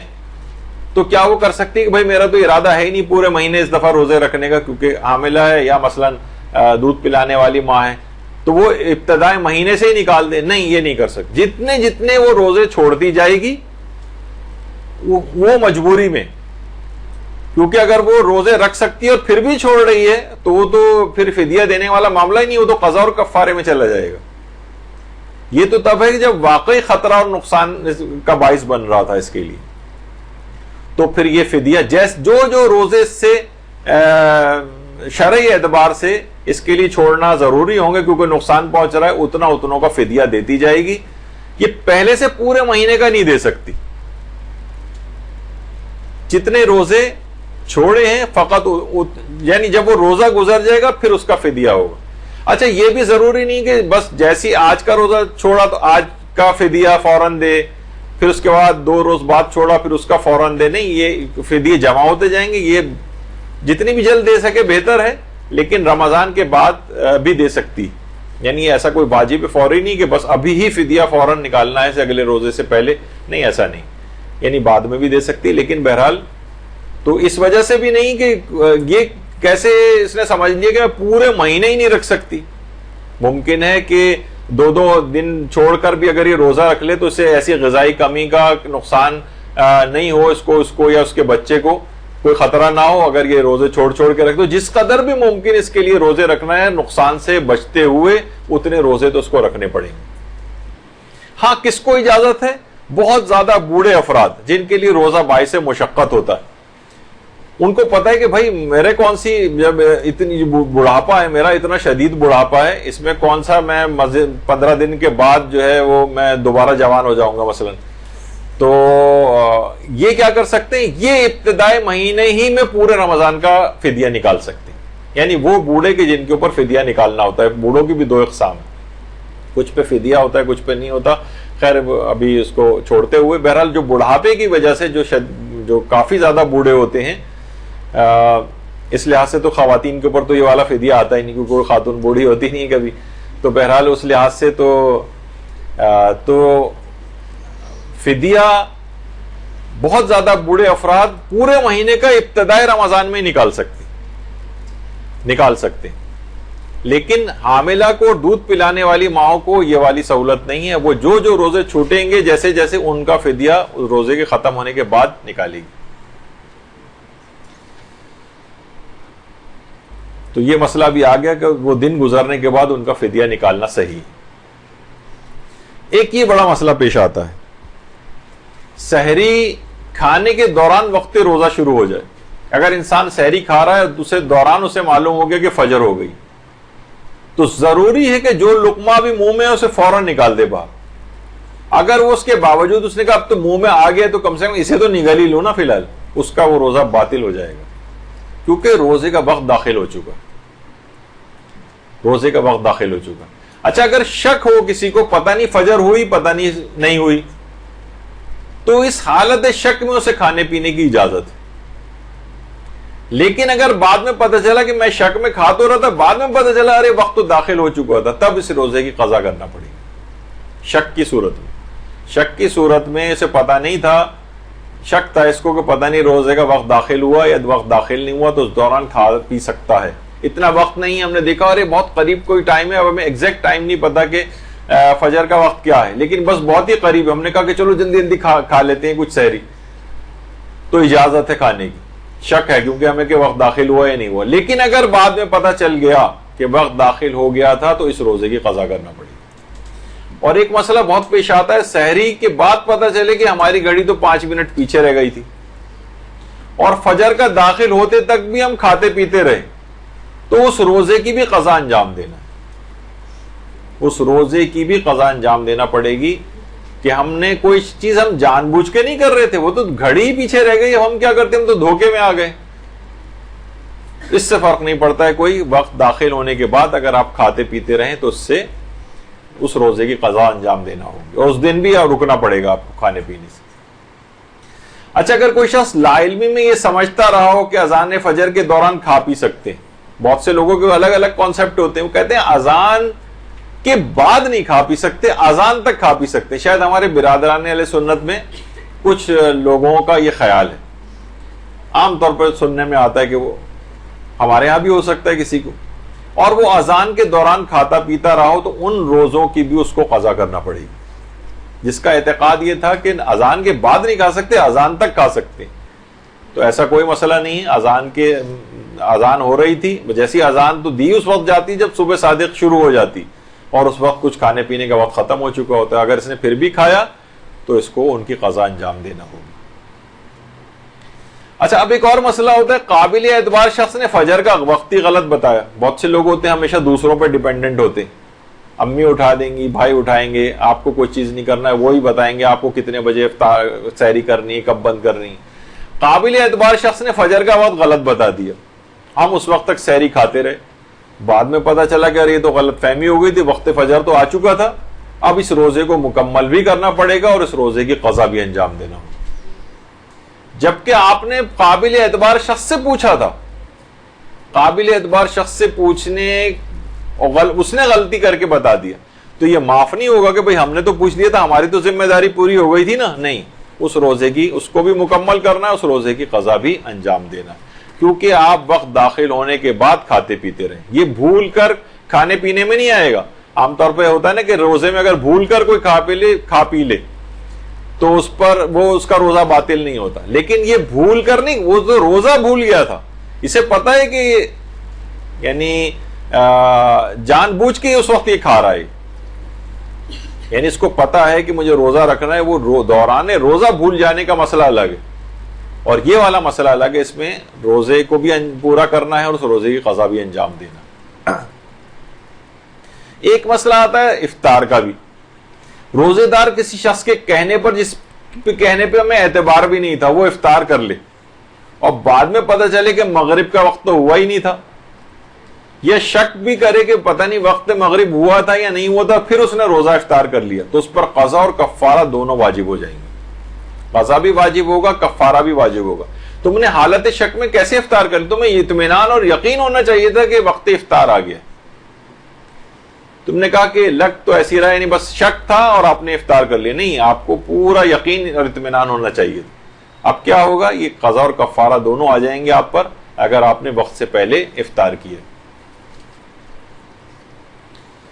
اچھا، اگر کسی کو یقین اور اطمینان بھی ہو گیا کہ وقت افطار آ گیا ہے، روزہ افطار کر لے، بعد میں پتہ چلے کہ وقت نہیں آیا تھا، تو احتیاط کی بنا پر اس روزے کی بھی قضا کرنا پڑے گی۔ پہلے والا مسئلہ الگ تھا، اس میں تو شک تھا کہ پتہ نہیں آیا یا نہیں آیا، اس میں تو آپ کو یقین تھا کہ آ گیا ہے اور بعد میں پتہ چلا کہ میرا یقین غلط تھا، جب کیلنڈر جا کے دیکھا یا ہمیں پتہ چلا کہ نہیں، اس وقت تو وقت آیا ہی نہیں تھا، ہم نے تو پتہ چلا 1 یا 2 منٹ پہلے افطار کر لیا تھا، تو احتیاط کی بنا پر اس روزے کی بھی قضا انجام دینا ہوگا۔ اچھا، ایک مسئلہ یہ بھی ہے، کسی نے بھولے سے روزے میں کچھ کھا پی لیا اور وہ یہ سوچا کہ غلط، اس کے دماغ میں یہ تھا کہ اگر کوئی بھولے سے بھی کچھ کھا پی لے تو اس کا روزہ باطل ہو جاتا ہے، اس نے کہا جب باطل ہو گیا ہے تو اب میں کھا پی لیتا ہوں پورا کھانا، اور اس نے کھا پی لیا تو اس کا تو وہ روزہ باطل تو ہے ہی، اور اس کی قضا بھی اس کو انجام دینا ہوگی۔ بھولے سے کچھ کھا پی لے تو روزے پر فرق نہیں پڑتا ہے، لیکن اگر کوئی شخص یہ سوچ کر کھا لے کہ میں نے بھولے سے کھایا تو اس سے میرا روزہ ٹوٹ گیا اور پھر کھا لے، تو اس سے اس کا وہ روزہ بھی باطل ہے اور اس کی قضا بھی اس کو انجام دینا ہوگی، البتہ کفارہ اس میں کوئی نہیں۔ اچھا، کچھ گناہ دیکھیے ایسے ہیں کہ انسان بہت سے گناہ کرے تو روزے کا ثواب تو ضائع ہوتا ہے لیکن روزے پر فرق نہیں پڑتا۔ جیسے کوئی بہت سے افراد ایسے ہیں، یعنی باقاعدہ میری خود نگاہوں سے بھی گزرے ہیں، جو پابندی سے روزے رکھتے ہیں لیکن نماز نہیں پڑھتے، یعنی یقیناً بہت بڑا گناہ گار ہے، یعنی جو نمازیں اپنی جان بوجھ کر قضا کرتا ہے، توبہ تو کرے گا، ان نمازوں کی سب کی قضا کرنی ہے، لیکن روزے اس کے سارے صحیح ہیں، روزے باطل نہیں ہوں گے کہ بھائی تم نماز نہیں پڑھتے۔ ہمارے ہاں ایک چیز اور بھی ہوتی ہے، اس سے فوراً یہ کہا جاتا ہے کہ بھائی یعنی تمہاری یہ سب یعنی سارے اعمال بس تمہارے ضائع ہیں، اگر تم نے فلاں چیز نہیں کی تو وہ چیز ضائع ہے، وہ نہیں کی تو وہ چیز ضائع ہے، تو اس سے لوگوں کو ڈسکریج کیا جاتا ہے کہ پھر اس کا بھی کوئی فائدہ نہیں، یہ بھی چھوڑ دو تم۔ نہیں، وہ جتنا بھی عمل کر رہا ہے وہی کرنے دو اسے کم سے کم۔ اب اسے آپ یہ کہیں گے اس کا بھی کوئی فائدہ نہیں ہے تو وہ کہے گا چلو فائدہ نہیں ہے تو پھر میں جو ہے روزے بھی کیوں رکھوں، پتہ چلا آپ نے روزے بھی چھوڑوا دیے اس سے۔ تو جو بھی جتنا کر رہا ہے اس کو آہستہ آہستہ بڑھائیں، اس کو ڈسکریج کر کے اس کے جو واقعی اعمال انجام دے رہے وہ ضائع نہ کریں۔ لوگ کہتے ہیں بھائی ہم حج پہ اس وقت جائیں گے جب ہم اس کے بعد کوئی گناہ نہ کریں، تو کیونکہ ابھی ہمیں پتہ ہے کہ جوان ہے تو گناہ، لوگوں کا پہلے زمانے میں کانسیپٹ یہی تھا جس کی وجہ سے لوگ بڑھاپے میں تک مؤخر کرتے تھے اپنے حج پہ جانا، کہ جب اس وقت بوڑھے ہو کر جائیں گے تو بڑھاپا کسی نے دیکھا ہے؟ اور جب بھی شاید دستغیب شیرازی فرماتے تھے کہ قبرستان جاؤ تو وہاں جا کر دیکھو گے تو آپ کو ملے گا کہ زیادہ تر وہ قبریں کہ جو بڑھاپے کی منزل تک پہنچے ہی نہیں، اس سے پہلے انتقال کر گئے۔ تو کسی نے دیکھا کہ بڑھاپا آئے گا تو ابھی انسان کو توبہ کر کے اور اپنی زندگی کو اچھے طریقے سے گزارنا چاہیے۔ اچھا، اسی طریقے سے کچھ گناہ ایسے ہیں جیسے دوران امتحانات آ جائیں تو اس میں نقل کروانا جو ہے، نقل کرنا بھی گناہ ہے، تو لوگ کہیں گے پھر ایسے روزے کا کیا فائدہ؟ نہیں، روزہ اپنی جگہ پر صحیح ہے، البتہ اس گناہ سے روزے کے ثواب پہ ضرور فرق پڑ سکتا ہے، لیکن ایسا نہیں کہ روزہ باطل ہو۔ یا عورت مثلا بے حجاب گھوم رہی ہے، میک اپ کر کے گھوم رہی ہے، آفس تیار ہو کر جا رہی ہے، اور بے حجاب جا رہی ہے، لیکن کم سے کم اس نے روزہ رکھا ہوا ہے تو روزہ رکھنا اس کا صحیح، اس کے روزے کے اوپر کوئی تان نہیں کر سکتے۔ ہاں البتہ اس بے حجابی وغیرہ کا گناہ وہ اس کو ملے گا۔ اگرچہ ابھی میرے اعتبار سے کافی سارے مسئلے ابھی باقی تھے، لیکن بہرحال یہ کہ جتنے بھی اس میں آ گئے، اگلی جو اتوار ہوگی وہ بہت ہی اہم کچھ موضوعات کے اوپر ایک اور اسپیکر انشاءاللہ آ کر لیں گے، اور اس کے بعد تو شب قدر والی اتوار آ جائے گی، تو اس میں شب قدر کے لحاظ مناسبت سے گفتگو ہوگی۔ پھر بالکل ایک آخری اتوار ہوگا، اس میں ظاہر ہے کہ صرف رمضان کے فطرے کے چاند کے احکامات وغیرہ جو ہوتے ہیں وہ اس کے اندر عام طور پر بیان ہوتے ہیں، جو کہ شاید عید شروع ہونے میں 2 دن یا 3 دن رہ گئے، جو بالکل آخری اتوار آئے گی۔ تو اس میں پھر یہ ہے کہ انہی موضوعات کے اوپر گفتگو جو ہے وہ زیادہ مناسب لگتی ہے۔ تو رمضان کے لحاظ سے تو اس لحاظ سے ہم نے ایک جو سرسری سا جائزہ تھا وہ اگرچہ مکمل نہیں ہو سکا، لیکن بہرحال کافی سارے مسئلے جو عمومی زندگی میں پیش آتے ہیں وہ ہم نے کور کیے ہیں۔ تو پروردگار عالم سے دعا ہے کہ آپ کی تمام زحمتوں کو پروردگار عالم قبول کرے۔ اتنی شدید گرمی میں آپ لوگ ماشاءاللہ علم دین حاصل کرنے کے لیے آ رہی ہیں، اور آپ کے تمام نماز و روزہ کو پروردگار عالم قبول فرمائے، اور ہمارے امام زمانہ علیہ الصلوۃ والسلام کا جلد ظہور پر نور ہو جائے۔ درود بھیجیے محمد علیہ۔